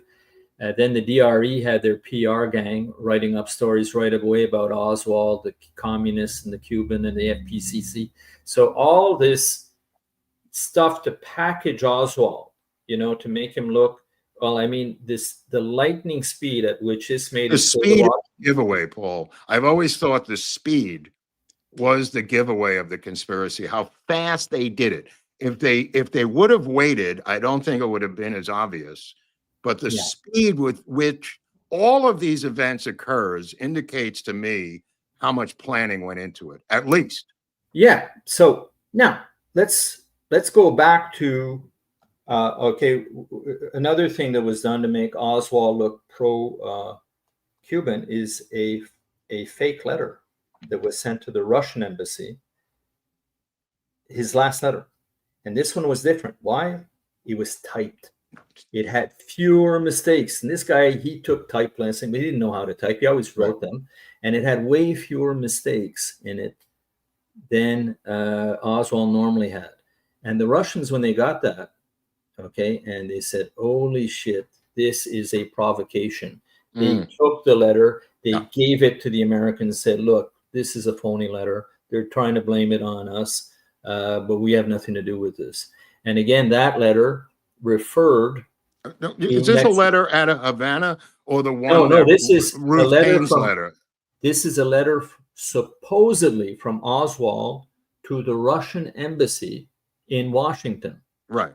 Okay. I believe that was written by Ruth Payne. Who do you think wrote that letter? I wouldn't be surprised if it were Ruth Payne. Right. Because you know, she claimed to have the handwritten letter. And look, even the first letter Oswald wrote to the Fair Play for Cuba Committee had so few errors in it that I'm trying to think of which commissioner it was. Was it not Cooper? The Warren Commissioner, Cooper, Russell, and who's the other one who didn't believe the magic bullet theory? Oh, Russell, Cooper. Boggs, right? Boggs, yeah, Hal Boggs. Boggs was convinced that letter that he received assistance, and it may have been someone like Ruth Payne. Right. His first letter to the Fair Play for Cuba. Right. Because his typos were repetitive, and he was almost dyslexic. I think he was dyslexic. I think he was dyslexic, Paul. Yeah. No, if you read his letters, and we did an analysis of his real letters versus these phony letters, and there's so many mistakes in his real letters. I mean, and then you look at words that he conquers in the type letter that he wasn't able to even come close to handling in his handwritten stuff. It's ridiculous. But that letter also referred to his meeting, the letter to Washington, to the Russians, referred to his supposed meeting with Kostakov in Mexico City. That's where he refers to him as Kostin? Kostin. Yeah, he refers to him not as Kostakov, but as... Yeah, and somehow he would have known about Askew going back to Cuba, which shouldn't have been known to him. So there was again, to the home audience, Askew was the official in the embassy who got into a contretemps with the phony Oswald and kicked him out of the office, Paul. Would that be correct? That's correct. That's correct. And he actually said, look, the guy I saw was an Oswald there. It's not some guy. Right. He's a witness to. And look at what they had to do to Sylvia Duran to get her to admit it was Oswald. They literally tortured her. Her first description was a 5'4" blonde guy. Right. Her first description, and then you're right. She changed. So the point is what I want you and your audience to understand, to keep in mind here, is that the persona that they're creating with Oswald, they attempted to create with a number of people in other plots, whether it was Von Marlowe, whether it was Policarpo Lopez in Tampa, right? Because Policarpo Lopez, even the FBI said, hold it, this guy, was rumored to know Oswald and have been involved in assassination on the 25th of November. He enters Mexico City. He's a lone passenger on a plane to Cuba, and he attended Fair Play for Cuba committee meetings. I forgot about that flight by himself to Cuba, Lopez. I forgot about that. I mean, so look, what's this propaganda all about? Like all of a sudden, everybody is part of the Fair Play for Cuba committee. He's the rock and roll killer. Look at him here. Yeah. So he's there, and he received help, assistance. Well, this is in Tampa. This is Lopez was in Tampa, Paul. Yeah, and he would have been connected to an attempt in Tampa. Right. Or as perhaps a cohort of Oswald's in Dallas. So look, even not the FBI, the HSCA says the fact that you didn't even look into this guy is egregious. That's not me saying that. They were saying. Let me ask you something. How compromised was this committee? HSCA? Yeah. Well, I think honestly, once Sprague is gone and Blakey comes in, is this thing even for real? Well, I think that honestly, I look at Hardaway and Lopez. They were for real. I think they were for real, but it got clogged up because Blakey put too much trust, whether he did it on purpose or not, but he put too much trust in the Fair Play for Cuba committee. And then he says, he was suggested a liaison that, could help with the paperwork. And that guy was Joanides. And the second he said that's yes, the great white whale of Jefferson Morley. That's his Moby Dick. Well, you see, the thing is they promised that this liaison had nothing to do with anything in and around the assassination. And what do we find out about Joanides? Is that he ran JM Wave, yeah. Well, no, but he ran the DRE. Oh, the DRE. He ran the DRE in New Orleans when Oswald got into his fight. How crazy is that? And he was handling the payroll of the DRE. That means people like Carlos Bringuer. You know what happened to Robert Blakey at the end? Dick Russell talked about this. He found him at the very end after this. He was working as a passport specialist at the State Department.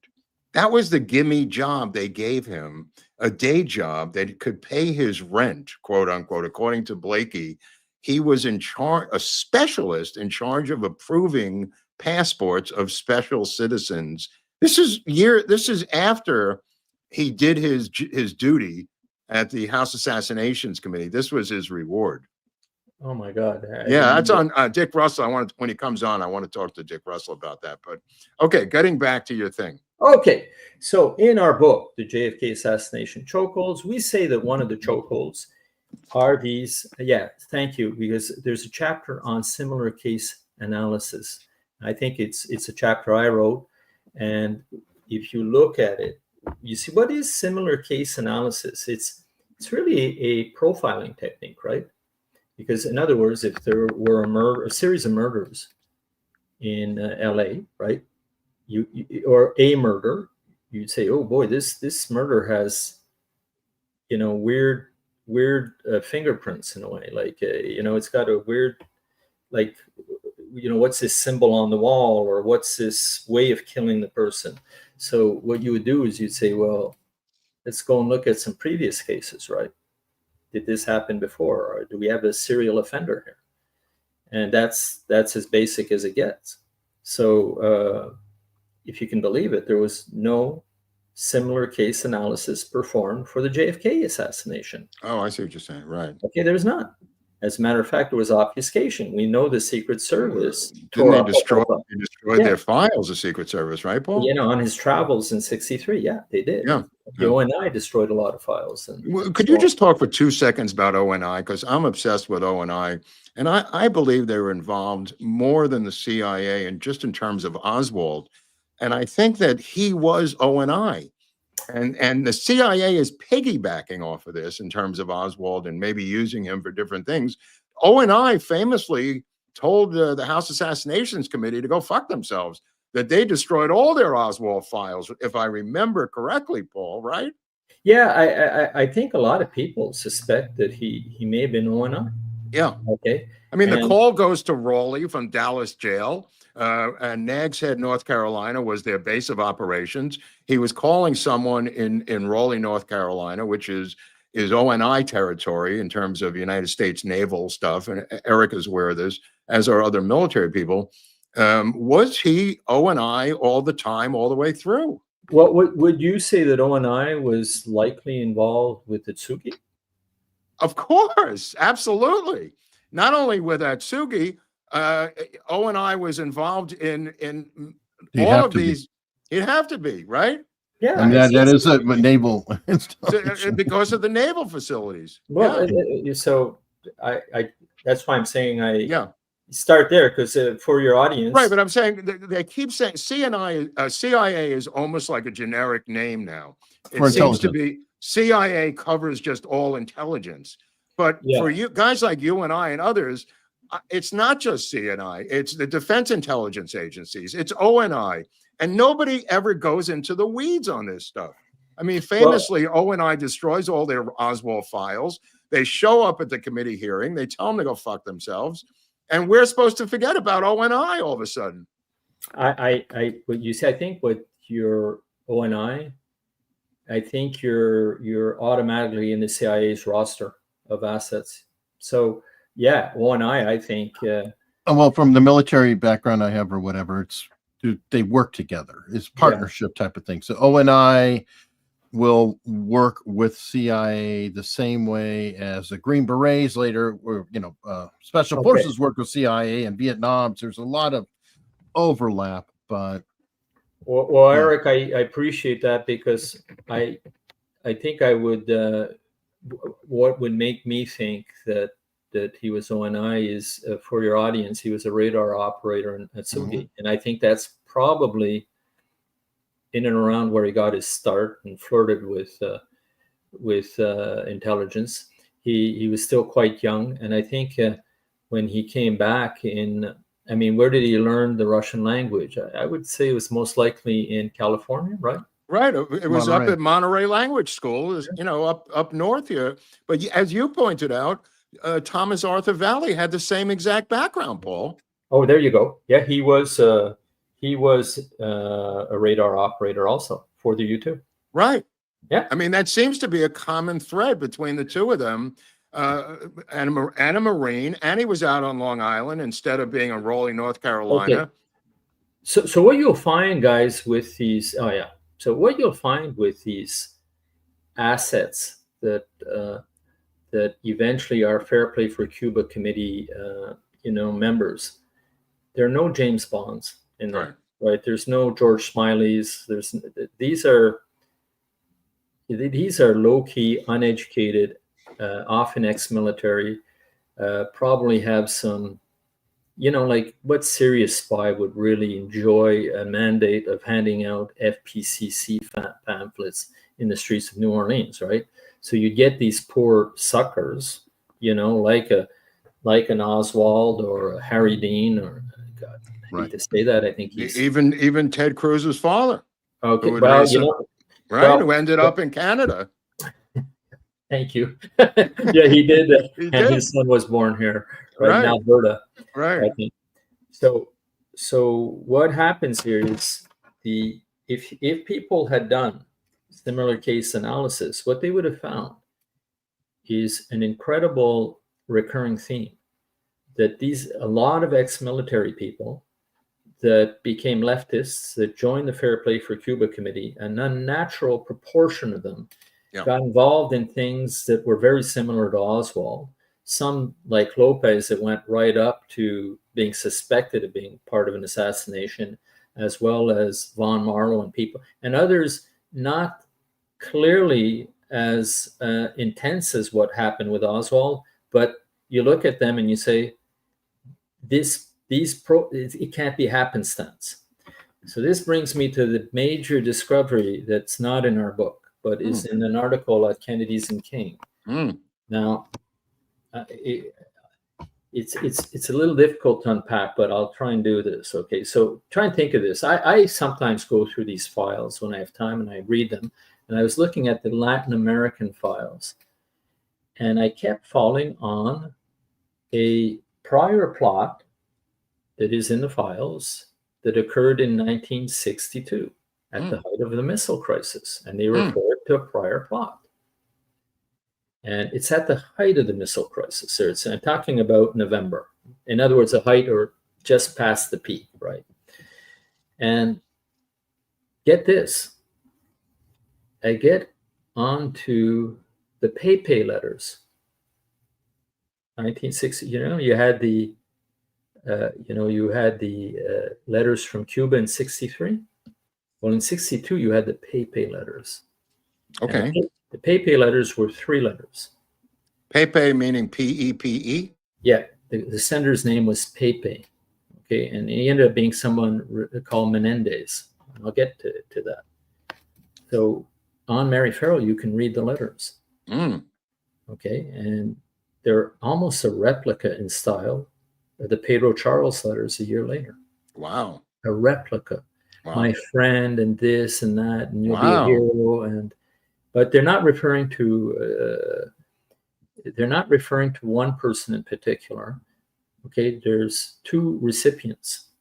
The thing with this is the FBI said it's clear that the letters were sent at places that were sure to have them intercepted. One was something called Radio Libertad, which is very similar to one of the recipients of the Pedro Charles letters, because it was America Free. Anyway, I forget the name of it, but it's an entity very similar to Radio Libertad. Right. And then another one was sent to an organization, okay, that was tied to Guatemala, okay, and was sure to be intercepted. And the 3 letters, 2 of them imply that they're planning a plot using Cuban agents in Cuba and Cuban agents in the US, okay, that are dealing with a person. I forget the name, it's in the article. Okay. And this person, when you look at him, you say, oh boy, okay, he's being set up as a patsy. And, there were 2 potential patsies in this case. So I started reading the letters. I said, this is an exact replica. Now, I start. What is their goal in these letters, though, to set up a patsy for what? To set up a paper trail of Cuban agents that could have assassinated Kennedy in 62. Okay. There was a prior plot, by the way, in Springfield, Illinois, in '62, with two young guys holding a gun. Right. I don't think it was associated with that, but I think the Pentagon and the movers and shakers during the missile crisis wanted Kennedy out, and they did not. They wanted Kennedy out. This is the Operation Northwoods crew. The Operation Northwoods crew, but it's the people who wanted Kennedy to press the button for the nuclear war during the missile crisis. Right. If you remember, right? Yeah. Kennedy was scared of his own people then. That's right. And Harvey at that time, he even sent, a boat patrol to Cuba to almost completely compromise. He was castigated by RFK, right? Yeah, that's why he got fired, right? And sent to Rome again. Yeah, sent to Rome. Yeah. So at the height of the missile crisis, or right after, and by the way, most researchers believe that that's when the tide really turned and crystallized in he's got to go. Okay, like he wasn't well liked during the Bay Pates, but a year later, the missile crisis, I think, was a tipping point for many people. This Harvey? William P. Harvey? Yeah. Oh, yeah. That's Harvey. With Dulles, right? Yeah. Yep. Yeah. So these letters come out, okay? Now, two added things came in. I said, oh, God. I said, it's 62. There's not going to be a fair play for Cuba committee like here. Right. I'm saying that to myself as I'm reading. Now, in my 10th file in this series, okay, I'm reading about it and what they're discovering. They finally say the sender is in Havana. His name is Menendez, but he had been in Tampa and was part of the Fair Play for Cuba committee. No, come on. Come on. I swear. It says that? You're kidding me. No, it's, so I said, it was, now, I said it was already crazy with the 20 plots I write about in the book, but this is a year earlier. You have the Pedro Charles type letters, right? You have a replica of what happened a year later, and you have this Pepe, the 3 Pepe letters. Okay, it's a 15-page article, guys, that you have to read on Kennedy's and King. Well, I recommend it to the whole audience. Oh, yeah. Go to Kennedy's and King and flood his website until it crashes and collapses, and he has to get off his fat ass and fix it. Okay, well, there you go. I didn't say it, but new endorsements. He's going to say I'm an accomplice now. But anyway, so here's the thing, guys. If you read that article, you'll see there's just no way that what happened in 62 isn't related to what happened in 63. Right. So the question you have to ask yourself is, if I figure out who sent the Pepe letters, do we figure out who's in the plot to kill Kennedy? Possibly, yeah. Yeah.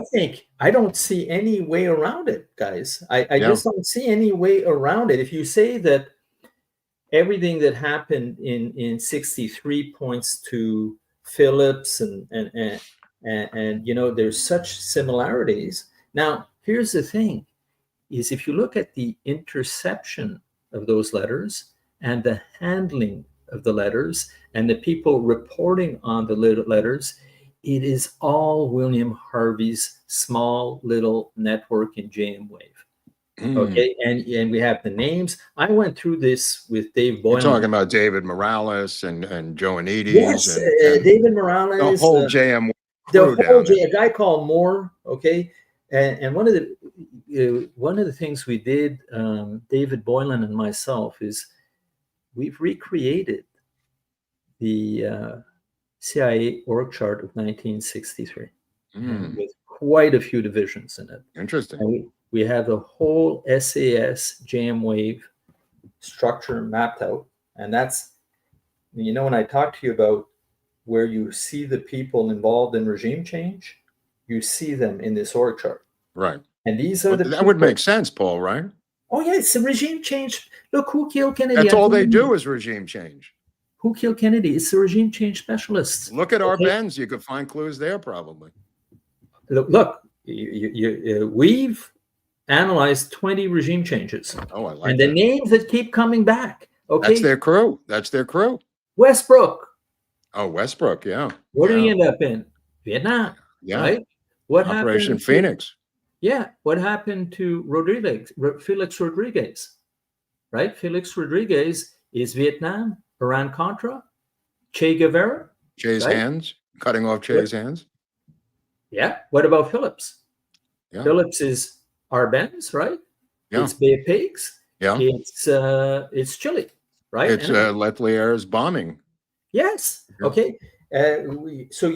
So if people understand, and this is the clandestine. It's the Directorate of Operations.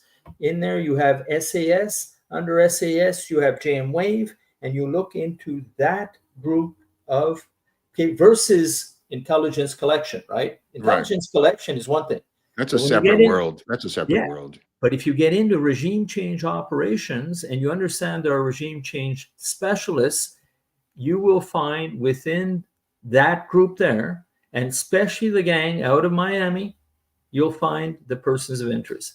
And well, that's why I thought that Angleton has been overrated in this whole thing. He was tied up with Nosenko, and he's a guy dealing with defectors from and moles.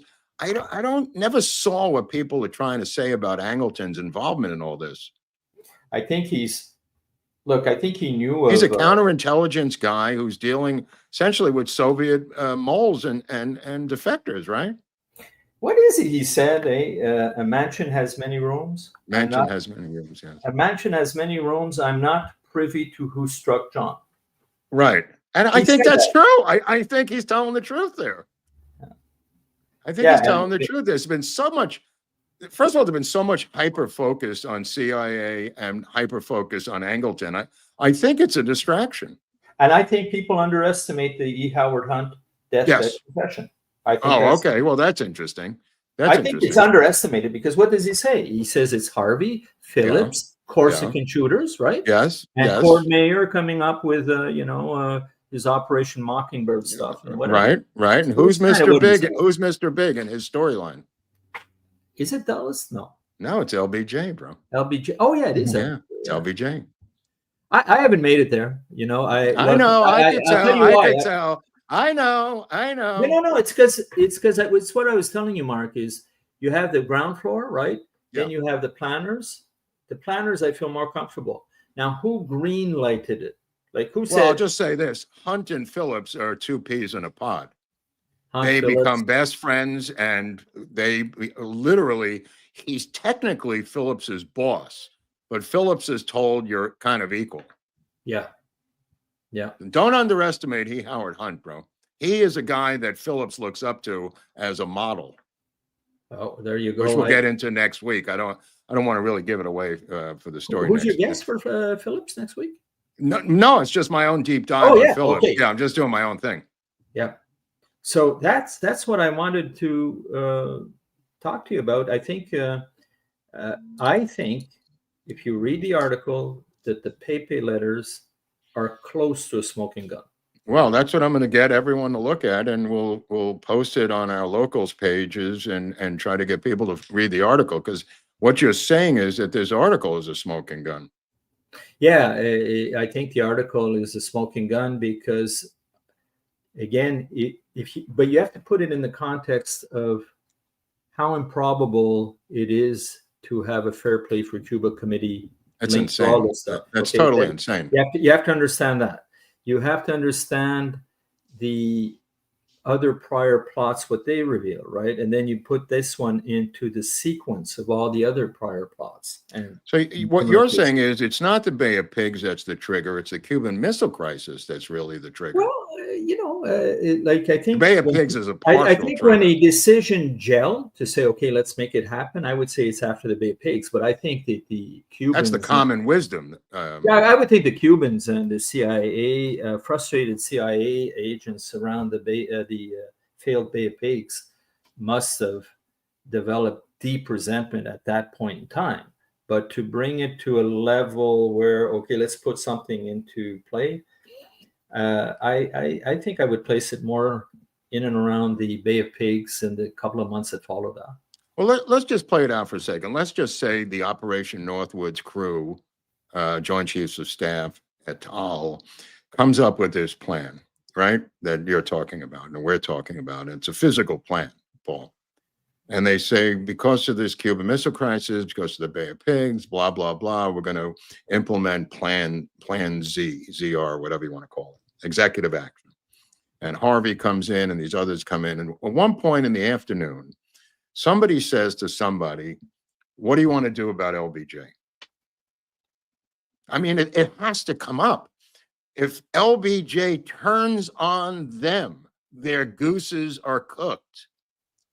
So just pure rational thought, whether they bring him in or not, the conversation has to, at some point, among the Roman conspirators, has to come up with the line of succession replacement. He could turn on us, Paul. What do you want to do? Leave it to the wind? Or do you want to deal with it now as a conspirator? Paul, you're one of the conspirators. Okay, so you know what is it's funny because Nexus is a good book about how orders were given to assassinate people, and sometimes it was simply Eisenhower saying, okay, this guy's a problem, or it's we gotta do something about this, our interests are not being well served with this person in power. Will someone rid me of that priest? Okay, yeah, so exactly, right? So wink, wink, right? Now, apparently Eisenhower in one case did say, okay, you got to get rid of this prick. Okay? Yeah. He just said it outright, you got to get rid of him. Right. And but he's going to come into this thing facing thermonuclear war. No, but I think, I think without us, like something like that could mean, okay, create a political scandal, have him caught in bed with Marilyn Monroe or whatever, do something, get rid of it. It could mean that technically. Yeah. But I think that without saying it, who are the people who knew ahead of time what was going to go down? Now, if you believe in Fletcher Prouty as much as Len does, and I have to give Fletcher Prouty a lot of credit. I think he does know a lot of things. He did know a lot of things.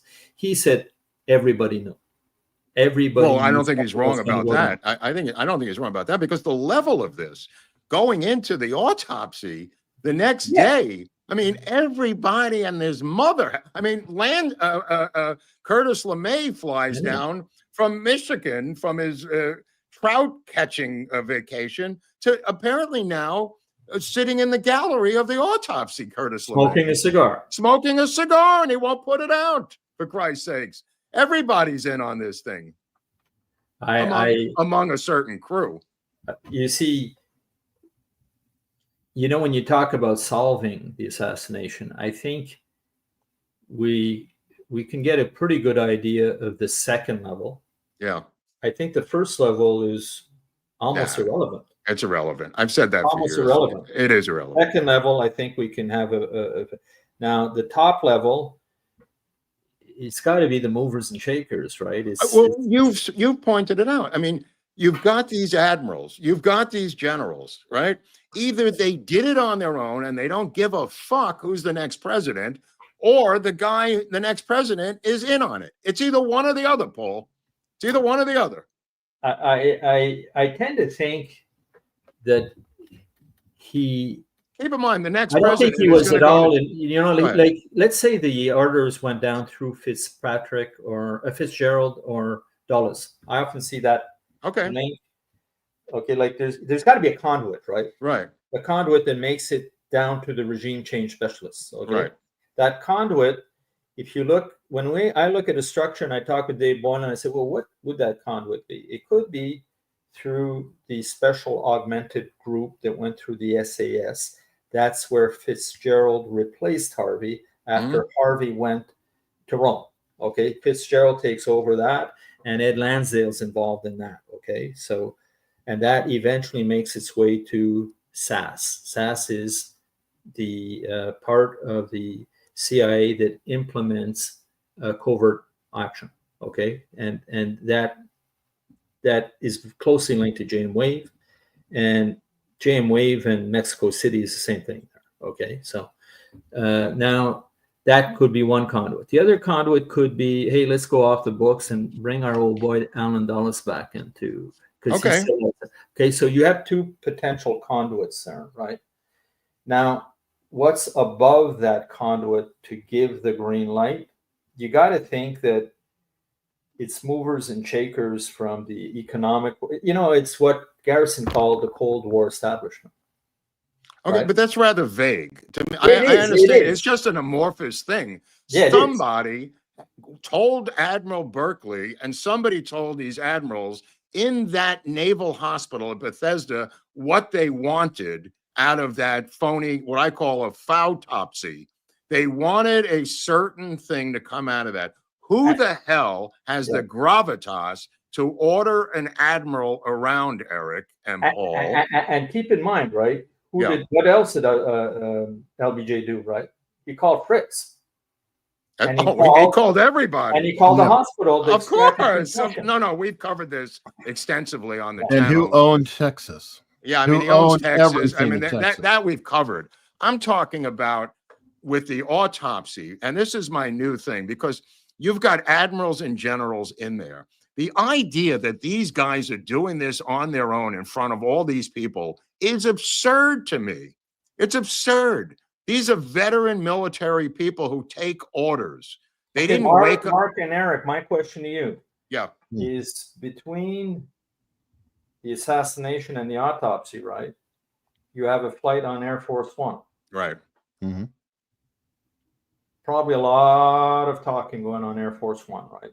Is he being given the briefing of what's going to go down and what they want him to do? Or is he, because he did ask. Well, if you read Best Evidence, he talks about, the different machinery going on with the bodies. I don't completely buy everything Lifton says, but clearly something is going on there, Paul. No, I'm not getting, but the organization of what's going to happen that evening. Yes. It's taking place on Air Force One. Absolutely. Right? Absolutely. And it's a safe location with safe communication. The guy who tells them that Oswald is the lone assassin coming out of the White House communication room is the same O&I guy who was in the embassy in Moscow. The same military guy takes over communications in the White House. And what happens to the Air Force One tapes? That's a good question. Well, are there tapes? Pardon? Are there tapes? Who said that they're recording everything there? No, there are tapes. There are tapes. Well, I think some of them were destroyed. Yeah, there are tapes, but a lot of them were destroyed. What was the name of the guy Judge, right? John Judge, Yeah, John Judge. Yes. Late John Judge. Late John Judge. Hey, one of the JFK investigators. So look. Anyway, I don't have all the answers. I'm just putting it out there for discussion. I'm just spitballing here, Paul. I don't have a particular situation, but just using common sense in terms of the autopsy and who's running it, I just find it hard to believe that these generals are just freelancing this autopsy and creating it out of thin air by their own desires. Do you think that there's a link among the decision makers up on top and the Council of Foreign Relations? That I don't know. I mean, the Council of Foreign Relations almost seems like a bunch of dignitaries to me in terms of actual power. I never really put much stock into it. It almost seems like the Knights Templar or something. I don't really think they're involved on this level of granular stuff. You've got a president, a vice president, who is going to go to jail within a week or two because of the Bobby Baker scandal. Already off the ticket. He's already going to be thrown off the ticket, according to Nixon, on November 21st. The guy's got means, motive, and opportunity. I don't know what else. It's his home state. He's on the blower to Captain Fritz. His aides are on the blower to everyone else. I mean, the amount of physical things that LBJ did that weekend are enormous. Enormous. Absolutely. This guy, I mean, this was not Mike Pence, for Christ's sakes. Well, the thing here is do we have enough to say that he was in on the planning of the assassination? Or I'll give you a good one. And the El Cortez Hotel where him and Connolly convince JFK to come back in the fall is fairly well documented. I mean, they work on him repeatedly in the El Cortez Hotel to make sure that he returns in November, Paul, and they wouldn't let it go. They would not let it go until he said, all right, you fucking guys, I'll come back in November. You know, because he said, at first he says, I'll come back for your birthday to LBJ, which I think was in August. And they said, no. Forget about my birthday. We need you in the fall. There is a physical role by him and Connolly boxing JFK in to return to the scene of the crime. And I think that was part of their physical operation or what they were charged to do. Now, Connolly ends up insisting like a madman that the final speech be given at the Trade Mart as opposed to the Women's Building in Dallas. And he contradicts the Secret Service. He goes around everybody. He fakes a phone call to Kenny O'Donnell. I mean, he is adamant that that route of the car go that way, that it would go on the Stemmons Freeway, hence the route that it takes to go towards the Trade Mart, as opposed to the Women's Building, where the Secret Service felt they could protect him in that building. What about Connolly being in the car and the argument? That fight, Jackie Kennedy said it was the loudest fight she ever heard between her husband and LBJ, screaming and yelling at the Texas Hotel in Fort Worth the night before the motorcade about Connolly sitting in that front seat, how he wanted Yarborough sitting there. And JFK said, I don't need a liberal sitting next to me in that limousine. It's going to be Connolly. And LBJ went to war over this thing. Oh, yeah. Okay.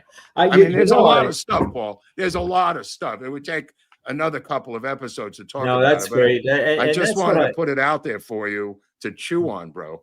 No, I love being on shows like this one because there's stuff I know and I learn a lot too. So same both ways. I mean, I didn't know about these Pepe letters and no. This to me, but it's got to be. You have to capture the sense of what everything means in there.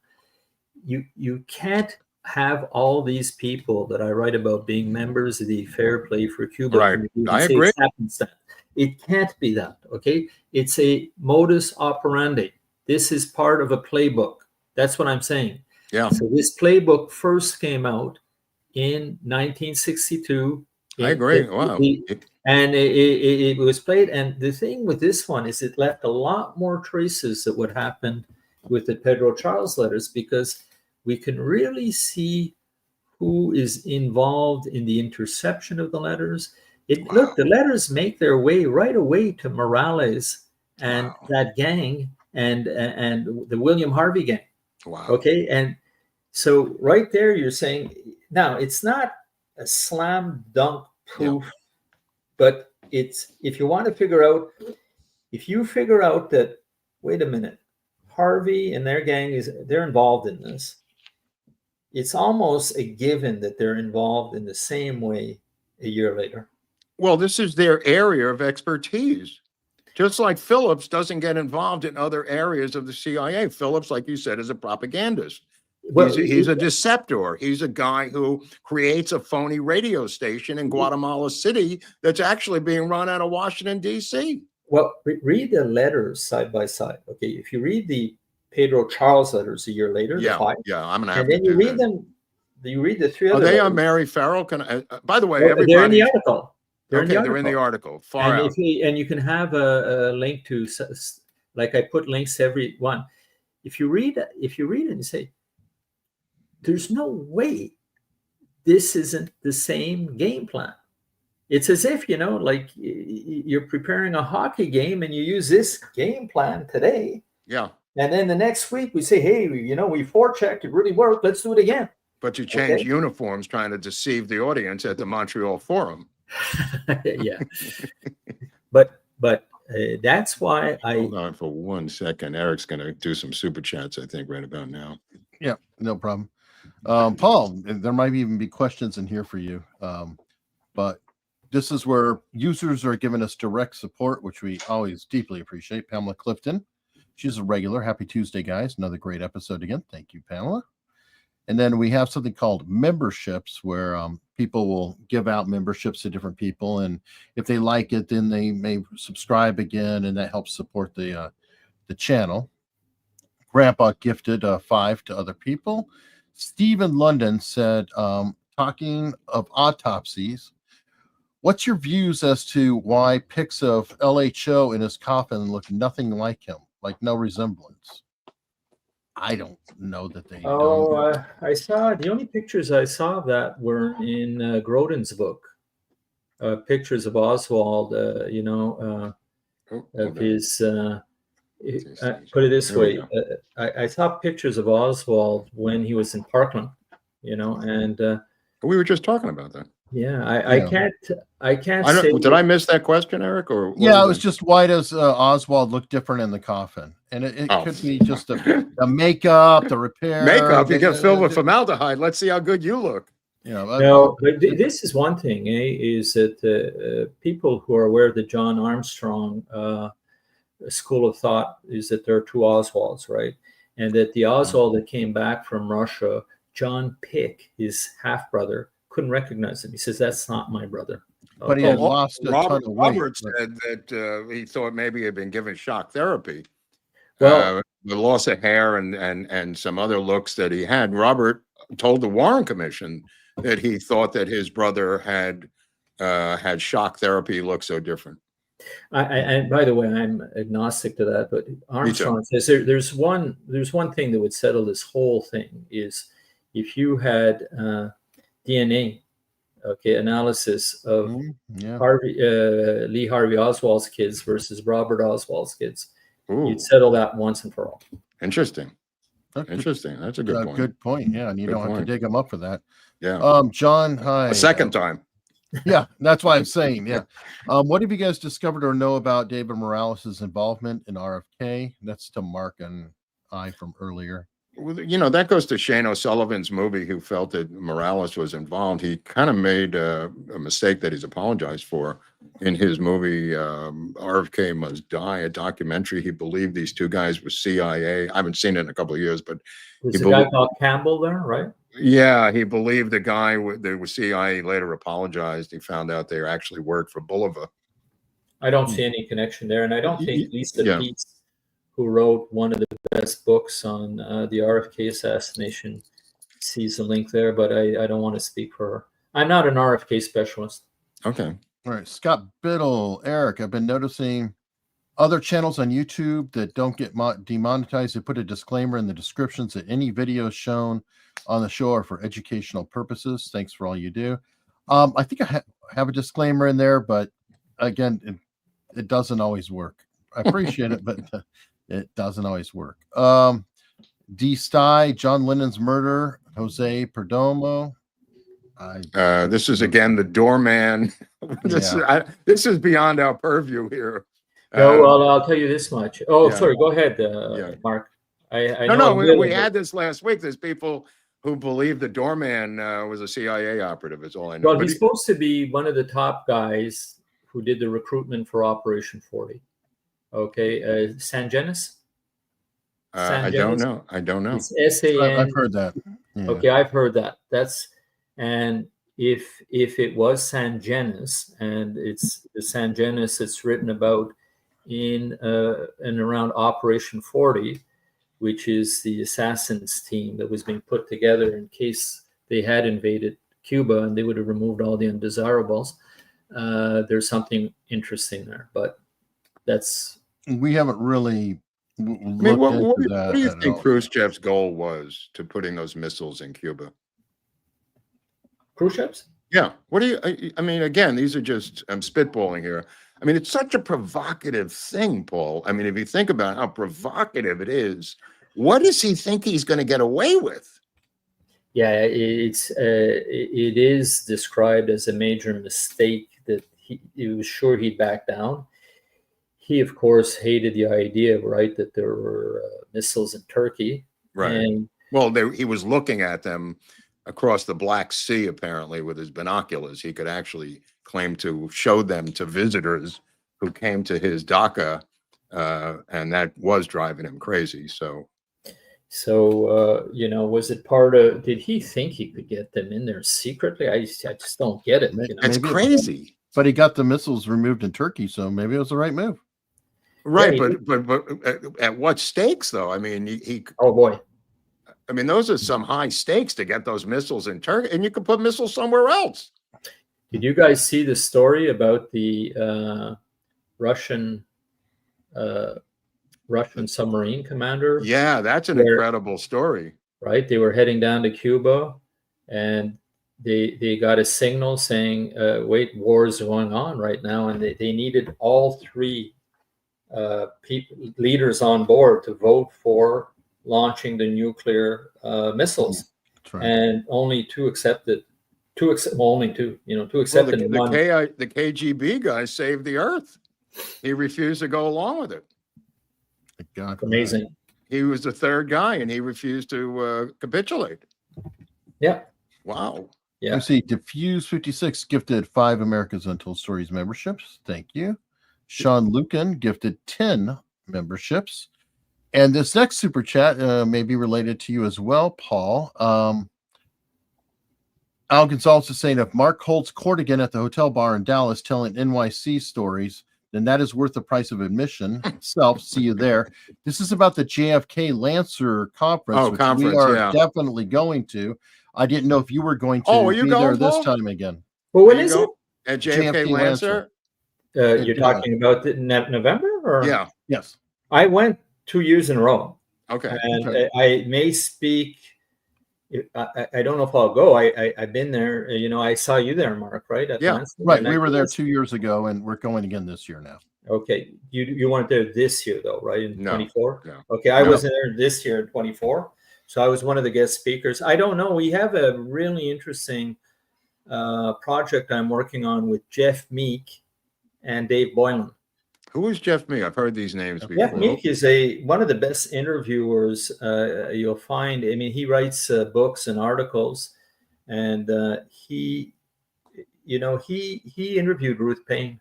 He interviewed Judge Griffin. Right, he's the type of person that people within 2 minutes that you talk to him, you feel you can confide into. And he has a couple of good books. One of them is about all the interviews, and they're amazing interviews. His are in print; they're not, as far as I know, taped.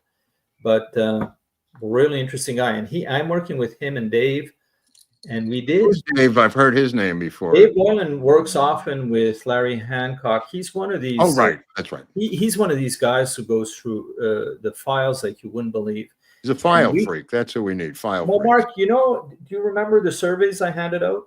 That you guys heard? Okay, yeah. Well, those survey results, we've put them on jfkchokeholds.com.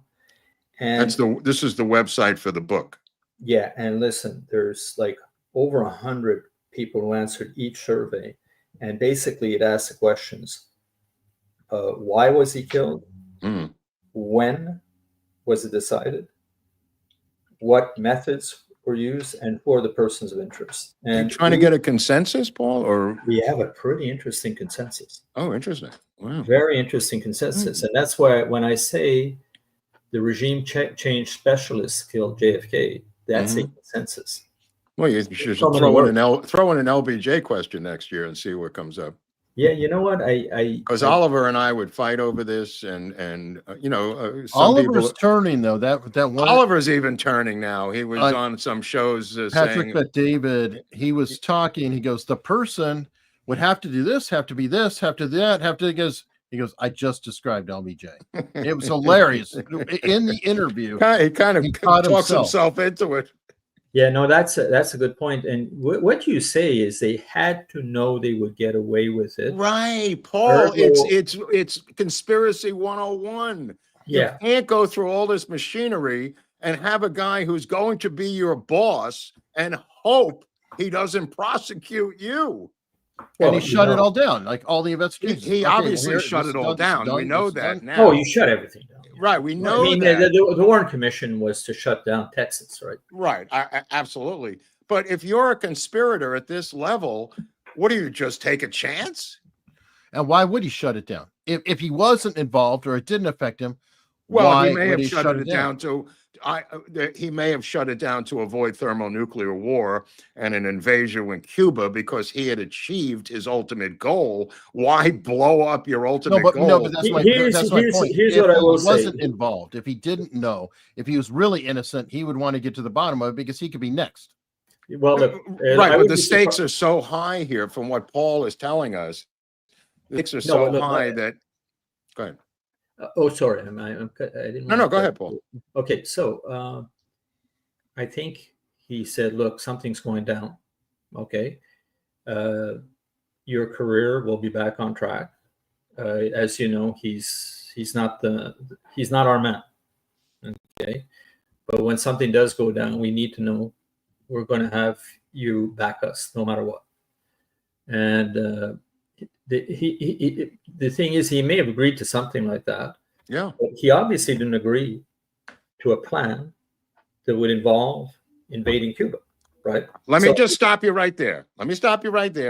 Because as JFK is in his casket, in the rotunda, he signs National Security Action Memo 273 and tells the generals, I'm not going to give you Cuba. I'm not giving you the Soviet Union, but 273 gives you your war. You want your fucking war? Here's your war. That's the quid pro quo. I agree, but he couldn't have agreed to something that involved a plan that would make Oswald look like he was in cahoots with the Russians and Cubans. Of course, he wanted to put a kibosh on that.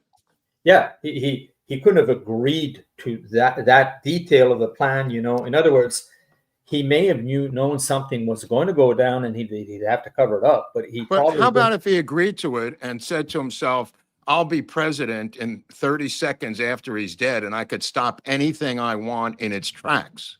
In other words, who launches the nuclear strike against the Soviet Union? I do. I'm LBJ.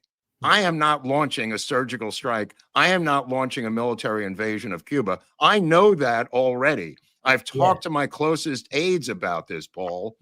In other words, he double crosses them, but gives them Southeast Asia as a booby prize. Yeah, as you know, okay, let's feed the war machine here. Yeah, which is not chump change, Paul. No. And who does it help?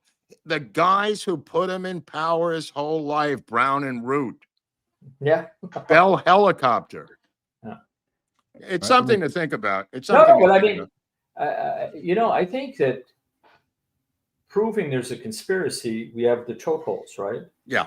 Figuring out exactly what happened, there's a lot of intelligence speculation that's being done and needs to be done. Right. And I mean, we're speculating, but I mean, nobody but I mean, there's something to the idea of the rapidity, the speed, the warp speed at which you go from taking over, and there's a bunch of generals in the autopsy room. I'm sorry, I can't ignore that. I just can't ignore that. And before the autopsy, right, it's the hijacking of the body, right? Have you read Philip Nelson's book, Paul? No. You might. Philip Nelson's is a Road to Dallas, or no? Mastermind of the Assassination. LBJ. It's about LBJ. It's quite a piece of work. I mean, I think it was his life's work, really. He just passed away last year. Yeah, well researched. Yeah. All right. Tony Holman has been a member for 6 months. He's fascinating. Thank you, Paul. I wanted to show you a building that I gave Eric a photo of yesterday. When you get a chance, Eric, of a building in Chicago. Maybe you can comment on that, Paul. It was a building. I don't think it's a printing warehouse any longer. I think it's now condominiums. Is it Arthur Vallee's building? Oh, yeah. There it is. Okay. Can you tell us what you think the physics were here in terms of, and I know it's different now with these balconies and stuff like that, but what was the physics of the Vallee assassination attempt in Chicago? Okay, so he got a job. Interestingly, he was in Levington, Long Island, right?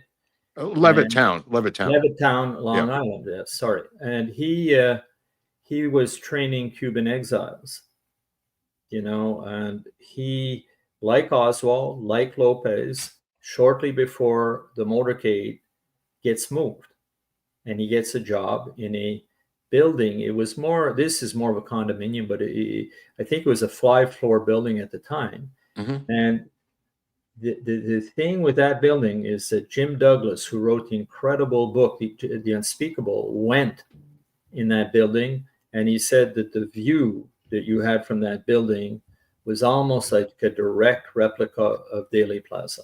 In other words, that's where he said, and that's where the motorcade would have gone by. Right. And he says it was a direct replica where the car would have had to slow down, and where you could have had the same triangulation of fire. And this was altered partially because of Abraham Bolden and some others in the Chicago office who stumbled onto this plot.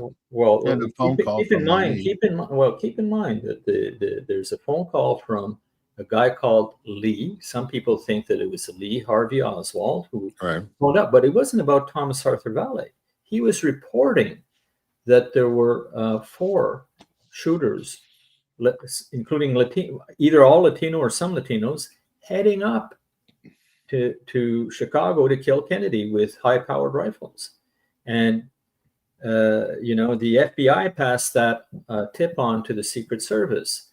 Then a landlady called and said, "Hey, I have these people that are staying overnight or for a few nights, and they have rifles, and they seem to have a map." Okay, and so the Secret Service surveyed the building that they were in, and they botched the surveillance, but did pick up 2 of the people, and they got stonewalled by these 2 suspects. The other 2 made it out, okay, and made it away. And the thing with these 2 that they picked up is, if you can believe it, we don't have their pictures. We don't have, and they're Latinos coming up, So, and they picked up Vallee separately, Chicago Intelligence. Vallee was picked up separately by a guy called something like Groltz, the guy who was a year later involved in the assassination of the Fred Hampton, the Black Panthers. Sure, he's the guy who picked up Vallee.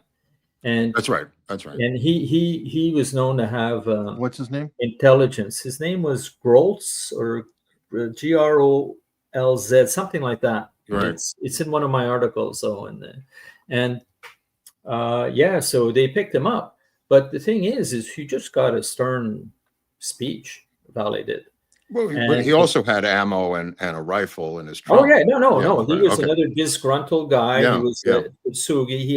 He very similar to Oswald. The only thing you couldn't pin on Vallee like the others, you couldn't say at this point that he was part of the Fair Play for Cuba Committee. Right, and to put a button on it, just for a brief second, because we mentioned, could we discuss Milteer for a second? Oh yeah. Okay, Milteer. Oh boy, he's one of the all-time rednecks of the South, right? And he was being he's in the Redneck Hall of Fame in the South. Oh yeah, big time. And the thing with Milteer is he made a prediction that Kennedy was going to be shot from a tall building using a high-powered rifle. And when he was talking to an informant. Yeah, there he is. An informant called Somerset or Somerset, I think. Yeah, Somerset. Something like that. And he spoke with him, and it's on tape. You can hear this guy's prediction on tape. Yeah. And this was happening, I think, out of Miami. He was in Florida. We don't know if he was talking about Washington at the time or the Deep South. Right. The thing is that this is what at least the House Select Committee on Assassination said about Vallee, Milteer, and Lopez. He says at least 2 of these threats are saying that he's going to be killed from a tall building using a high-powered rifle before Dallas. Right. So how could that even happen, that a supposed communist, an agitator for the Fair Play for Cuba Committee, who had been arrested, who was known to have gone to Mexico City, and who supposedly met the head of assassination, who went to Russia as a defector who wanted to give away secrets, actually be in that building in Dallas with the windows open with a rifle? Now, keep in mind, people poo-poo this. about the rifle, but no executive had been killed with a rifle in America. Assassinations previously were done with handguns, up close and personal. Ask McKinley and ask Lincoln. A rifle with a scope had never been done before. And also the high building thing had never been done before. We take it for granted now because this has been rehashed so many times. But these guys saying that was new, right, Paul? Yeah. And here's the thing, too, is, when the last time Oswald was evaluated as a shooter? I guess in the Marines was the last time, right? No, everybody thinks that. Very interesting thing, because he was evaluated twice in the Marines. Once, right. The last time he had a very low score. Right. The last time he was actually evaluated was in Russia. He did target shooting in Russia. Not as a hunter. With a shotgun or with a shotgun? No. He did some target shooting in Russia, and the Russians kept his scores and said he's a poor shot. Oh, right. Okay. Yeah. But the point is that only came through to the U.S. in the 1980s during the Gorbachev era. Yeah. And that file made it through, and they said, no, look, we evaluated him as a shooter. He wasn't good. Well, I know Dick Russell went over to KGB headquarters at one point in the early 90s and may have gotten some files along with some other people with Norman Mailer when that book came out. But I mean, it's really interesting that he was shooting over there, because I know they did do some shotgun hunting. Yeah, and he was poor there too. He's considered a poor hunter. Okay. But with the target shooting, where you're measured with a score, he did not get a good score. The Russians said he did target shooting, and that's in a file. I have that file. Wow. All right. So just give us all the things we could find all of these things now. Like, where do we go to find the King, the DiEugenio website for the article? Okay. For the audience. Guys, if you want to read, I suggest you read two articles. One I didn't have time to get into. Well, if you go to Kennedy's and King, all one word. KennedysandKing.com. This is the website with the article. Yeah. It's also Jim DiEugenio's website. Okay, and you look up my name in the author bio, you press it, and you'll see all my articles. I have about 15. Okay, now where can we find the Chokeholds website? Okay, the Chokeholds website is called jfkchokeholds.com. You can find out about the book, the authors, and we even have a media section. And you may want to sign up to our X, follow us on X, because Andrew Eiler. Okay, where do we find you on X now? Oh, well, go to the website. You'll find the link there. Okay. And Chokeholds, the book, is doing really well. If you want to have, really, I would say the most recent article, it's about 10 chokeholds, 10 indisputable areas of evidence where if each one, any single one of them would prove there was a conspiracy, right? In there, we show you how Jack Ruby killing Oswald was a mission. Okay, there's no other way to interpret it. Obviously, yeah. Okay, we show that there's no way, not just because of the Zapruder film, but why you can only conclude that there had been at least one front shot. Yeah. Most likely two. So we go into 10 areas of proof, and they're indisputable. And the people who wrote this with me are Jim DiEugenio, one of the greatest researchers on the planet, and 3 lawyers. And they wrote it in a way that you could present this stuff to a jury, right? So there's a summation. It can get complicated, but there's sort of an executive summary at the beginning of every chapter. Just read that, and you'll be able to say, in 15 short pages, you'll be able to say, well, here are the 10 arguments. And we don't even have the Tippit assassination in there. We don't even have the backyard photo. So that's, you can get that on Amazon, guys. And Amazon.com, JFK Assassination Chokeholds. I think I've got the link for the book in there. Oh, we have the link on the web. We'll sell it for you, Paul. We don't even need. We don't need. Paul, thank you for coming on such short notice, bro. Hey, the biggest jump in sales in our book, because we had a good year, was when Jim and I went on your show, and we talked about the book. Yeah. And look, people, I think that show, Mark, is up to over 80,000 views. Wow, that's cool. That's cool. It's got yeah, we had Robert Groden on. I think he sold hundreds and hundreds of books, and him and his wife. I think it was 3,000 or something. Oh, he sold thousands of books, Paul. I mean, and they're $100. We sold over 1,000 books in 1 week. Right on, brother. I don't know how many more books we sold with the, like the latent viewers. Yeah. But thanks a lot, guys. It really helped us. Yeah, we're going to get Jimmy back on when the dust settles on his recent media campaign. So we're going to, and then hopefully we'll see you in Dallas in November. We're going to present with Robert Groden some interesting thing. It's called Political Assassinations in Hollywood Cinema. We're going to go through the movies that depict political assassinations, Paul, and that includes movies like Z, Day of the Jackal. I'm going to go through them all, Paul. What about State of Siege? State of Siege. We're going to go through The Tall Man, The Assassination of Lincoln. I've got a whole mess of films. Oh, man, I got to go. We're going to go through Gandhi, Malcolm X. They're going to do them all, Paulie. Hey, guys, great being on your show.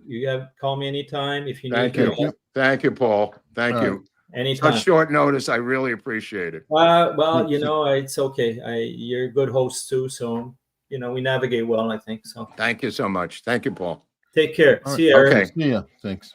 Bye. Bye-bye. All right. Let's see. Oh. Hold on. There we go. All right. We'll run through these. There's a few super chats. Let's just get through them real quickly and we'll head over to locals. Prince Tapioca, is the Roscoe Whitetail a hoax? Seems so to me. Oh, he's on it. The Prince is on it, so he knows. Lee H, super sticker, thank you. John McGill, super sticker. So we got euros and we got dollars, super stickers. Thank you on both. And Paul's take, well, we missed on that. Anyway, the 3 blacks at the TSPD intimidated. Yeah. We've covered that quite a bit. There's some things that he doesn't focus on, so it's not like he focuses a lot. Not everyone. He's very fair play. That's he's got his niche. As I said many times in the show, everybody's got a niche except me, and DiEugenio cover a lot of different things. Like Vince covers the Secret Service. Paul's into these things with Cuba. True. And Nick Giusti, late to the party, but anything JFK from you guys is always amazing. Just wanted to show you some love. Keep up the great work, guys. Thank you. Thank you very, very much. And we are going to, I think, head over to locals. And there's a link in the description. And by the way, look for some tickets. JFK Lancer. You can start buying it now. If you can't physically be there, there's always a virtual show. I think everybody will enjoy it. A lot of people enjoyed it when we went 2 years ago. And last year, were we not asked about, are you going to be in Dallas? Are you going to be in Dallas again? You going to be in Dallas? Yeah, we again? couldn't do it. Eric had jury duty or something, so we had to take a pass. But we're going to go this year, and it should be bigger than ever. I think it's going to be good. So, all right, we're going to head over to locals. Hope to see you there and continue our chat.